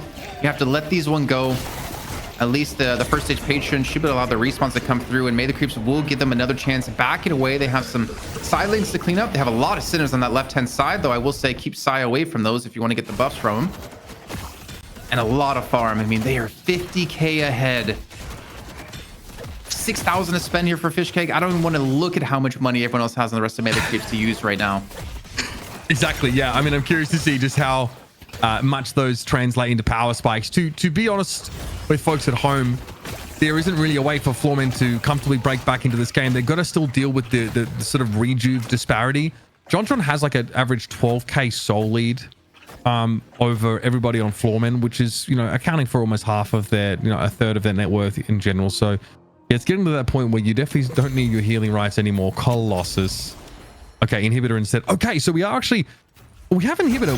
We do not have ricochet, but still, like, you are still bouncing to another target with your attack, so still seems very worth it. That debuff is great, even if you're not investing ultra heavily in trying to, you know, split that inhibitor effect across an enemy team. You're still going to be like a win more devastating. item for them, because you could just buy more damage for Floormen, but then your damage is being nerfed, and they're just gonna like shut you down even more. I actually really like this pickup right now, because you could go more damage, but if you just prevent them from doing more damage, can they really kill you? Especially if you start the rejuice for their minute and 40 seconds of time. You could just go for the finish, the final blow, the final nail in the coffin of Floormen's reign as the top NA team.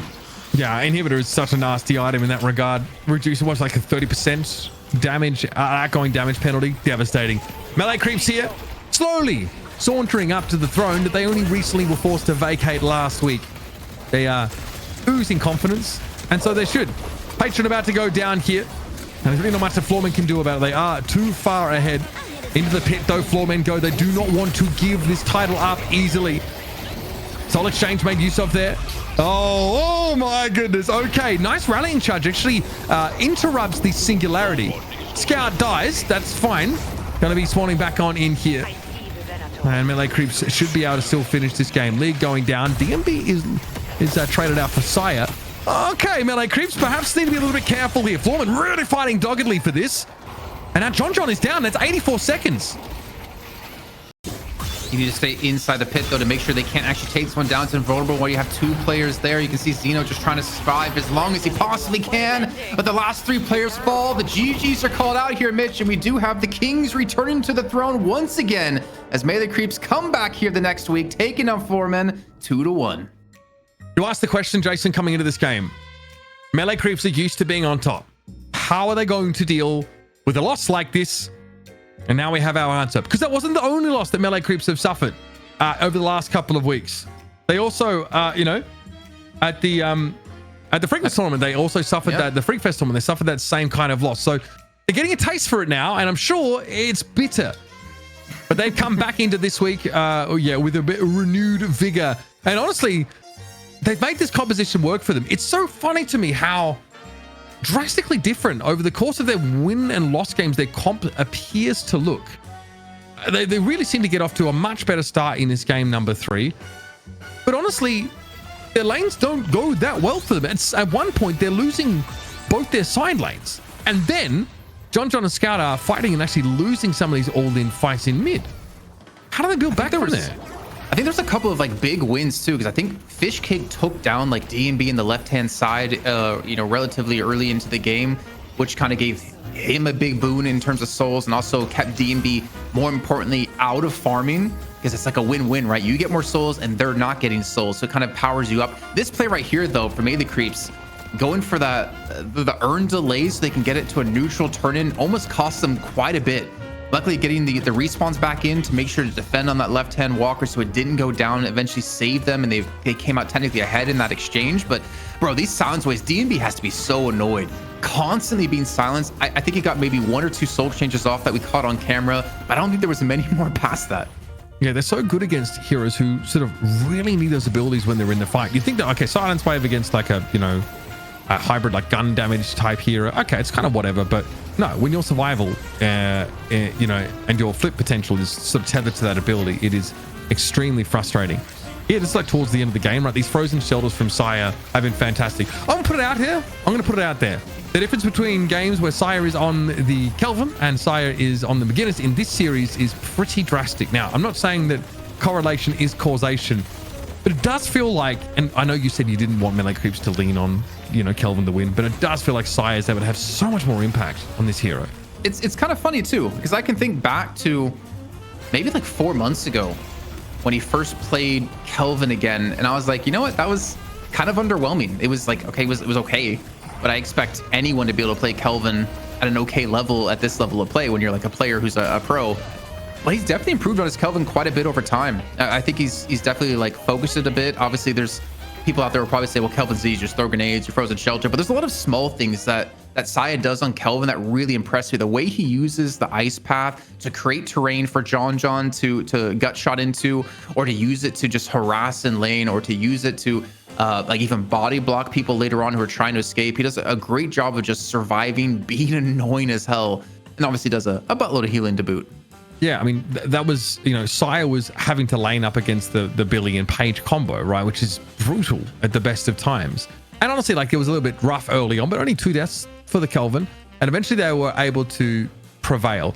I really do like the build that we're seeing, obviously, from Saya, where like you can return your grenade charges by doing enough gun damage, and you just buy like a couple of, like, you buy the velocity increase, you buy what is it, the sort of the point blank, and so you can make sure you can get that with regularity, and all of a sudden, like, your sustain in lane really skyrockets, and then you're less concerned about like just being chunked down constantly by the Paige Billy combo, and you can actually go back to being unkillable. That was always the thing when Kelvin was at his height. It was like, you don't lose lane. You can't be killed in lane. And it feels like here we're kind of throwing back to that era of just having grenades for days that never run out. Yeah, and the fact it also heals you at base level. They ended up changing that in their big novel post that they ended up putting out. I think it's also quite a big buff, but also they ended up giving him like bullet resist when you're on your ice path too, so it makes you even more annoying to deal with when it comes to lane. And also like the transcendent cooldown, so you can make sure to have as like many abilities up as possible. And of course the frozen shelter, which is somewhat of a linchpin. The funny thing is that the singularities at a scout, there was no like massive singularity except was it game 1 or 2 right outside the enemy base, but it was good enough. And what I don't understand about the comp that they're running is, why are they running Dynamo and Kelvin together? Is it the fact that you're knocking up to create opportunities for your team to catch? But then why not just play like a Paradox? You could just swap in, or play like a Bebop, or play like a Holiday, since, you know, Holiday obviously got some buffs with the whole team being able to have the same movement speed while in the air. I would actually be really curious to ask him. Maybe that's something Lisa can do next time she talks to someone from Melee Creeps, because it's very odd, but we've seen it work for them, and we've seen it work for other teams as well, running double supports. I have to imagine that it was like it was maybe a laning consideration. Maybe if you're like playing your gun carry in the mid lane, you want to try and give them as good a start as possible, and like be really like, you know, it's a pretty effective lane. Like look at the pressure that Scout was putting on early in the game. Like, I forget. He wasn't even in the lane though. That's the funny thing. He was like gone. So maybe it's more about how he's interacting with other lanes. Like, he would like mantle onto the bridge and then like kinetic and like get big damage and like set up. So like early on, like, he's pretty active, and then he gives a lot of that farm, I think, over to like John. But I do like how busy he was getting there, you know, and I just feel like, yeah, his impact was felt much more in those early laning moments than maybe later on in the game. Let's talk MVP though here. I'm unarmed about this one a little bit here, but for me, it's John. Yeah, John's being set up for success, but man, like, you've got to give credit to someone who delivers with this level of consistency. Kind of sick to see him, you know, get much more Venator games in. It's either this or Lady Geist for John at the moment. Yeah, really turned up. This guy is pretty scary. This guy was landing some fantastic gut shots. You know, pretty scary for Rocker, who was on the Celeste, to sort of run into Venator. Remember, like, when they were fighting at the doubles at one point, and like, he just gets absolutely sharted on by this pick. So John looking sick, man. Still looking like one of the gun carries in the region to watch. Yeah, I think it's easier for people out there to say as well, like, oh, of course, when you're gifted, you know, a ton of farm and you're going to be 7k ahead of your opponents, of course you're going to do well. But honestly, it's really not that easy in pro play. As we saw in game 2, they really did, for Floormen, a great job of preventing him from actually doing what he needed to do to be effective in these games. They shut him down earlier on.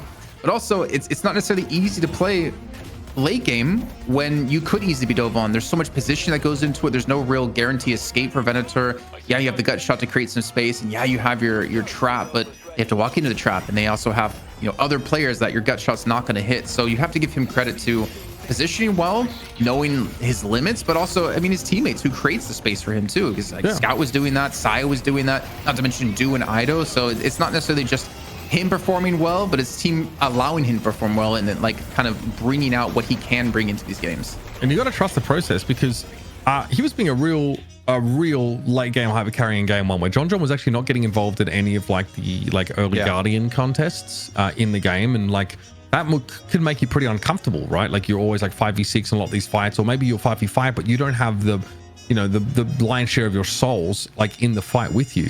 But it's still later on in the game, like he stays relevant. He comes back and has a fantastic impact. Obviously in game 1 and 3, it looks excellent.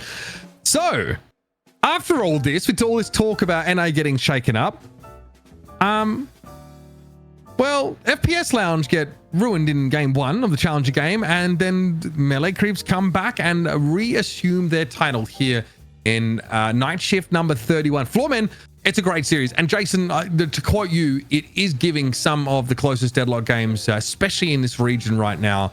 And it's been an absolute pleasure to watch. But congratulations, of course, to Melee Creeps. And again, obviously, that prize will going to you guys, obviously donated by a fantastic community. So thank you guys also for providing that fantastic incentive for Melee Creeps to get their shit together and come back and get back on top. Let's talk at least about our hero priority over the course of tonight, because I definitely feel like we saw a shift. A lot less McGinnis as opposed to last week. Mirage, Permaband, and the first picks of Apollo and Celeste, respectively.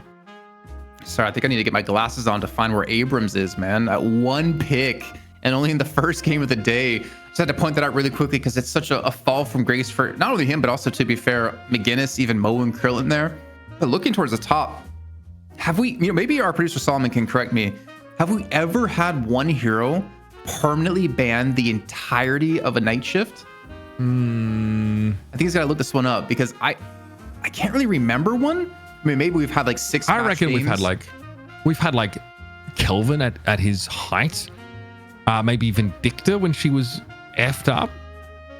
But yeah, I mean, outside of that, there haven't been too many heroes that have had such a level of notoriety as to be targeted like with that frequency. And it's crazy that we have like such a solid core as well of heroes, like Mirage, Celeste, Kelvin, Venator. I mean, anyone 6 or up, even 5 or up, I'll give it that. You just have such a solid core of like these heroes are going to be pick banned basically every game. And that's kind of like their impact and how important they are. And like the Page, you only got picked 3 times because Ivy got banned 3 times. So couldn't pick Ivy. Oh, we do have one. We have one from Solomon. You can read it out. Yeah, so as Solomon points out in Discord, Celeste had a 100% ban rate in Night Shift 25, but that was obviously release week, which was really terrifying. But it's rare. It does not happen often. So there you go. You'll be able to find this on Reddit later on. If you want to double back, you obviously can check it here on the broadcast. This is what you want to be trying to secure in your ranked games. Bro, it's probably already up on Reddit. A ZP's like, you know what? I want to wait till like a good time to post this on Reddit so it hits like the mass viewers. But there's like someone out there like, I'm gonna screen cap this post on Reddit right away during the show before they even have a chance to like log off. You know what? I respect the hustle. You guys can definitely do that. Give us that free promo. Now, tomorrow, patrons, Graveyard Shift. We're catching up with peer content, coach of FPS Lounge. We've got a lot of questions for them because obviously Hydra Nation have been on hiatus for a long period of time. I want to know what their plans are. I want to know how they went from just like a troll team who wanted scrim content into a legitimate contender, now really pushing the rest of NA forward. And I'm sure, Jason, we're going to hear from him about how he felt about their performance here in Night Shift, because maybe not the explosive debut that they wanted, but we have seen FPS Lounge, at least under the different name, win a tournament since coming out of that period of time. So a lot to talk about there. Make sure you check that out. Patrons, and also thank you everybody for donating to our prize pool. $1,835 being provided. That's awesome. That's all you guys. That's not us at all. Thank you so much for continuing to be generous and supporting the Deadlock community, both in NA and EU. This game and its players and its fans are all the better for it. We are in this together. Thank you so much, guys. We'll see you next week for shift number 32. And I'm sure there's going to be a patch midway through the show and huge upheavals in NA. So stick around for that. We'll see you next time.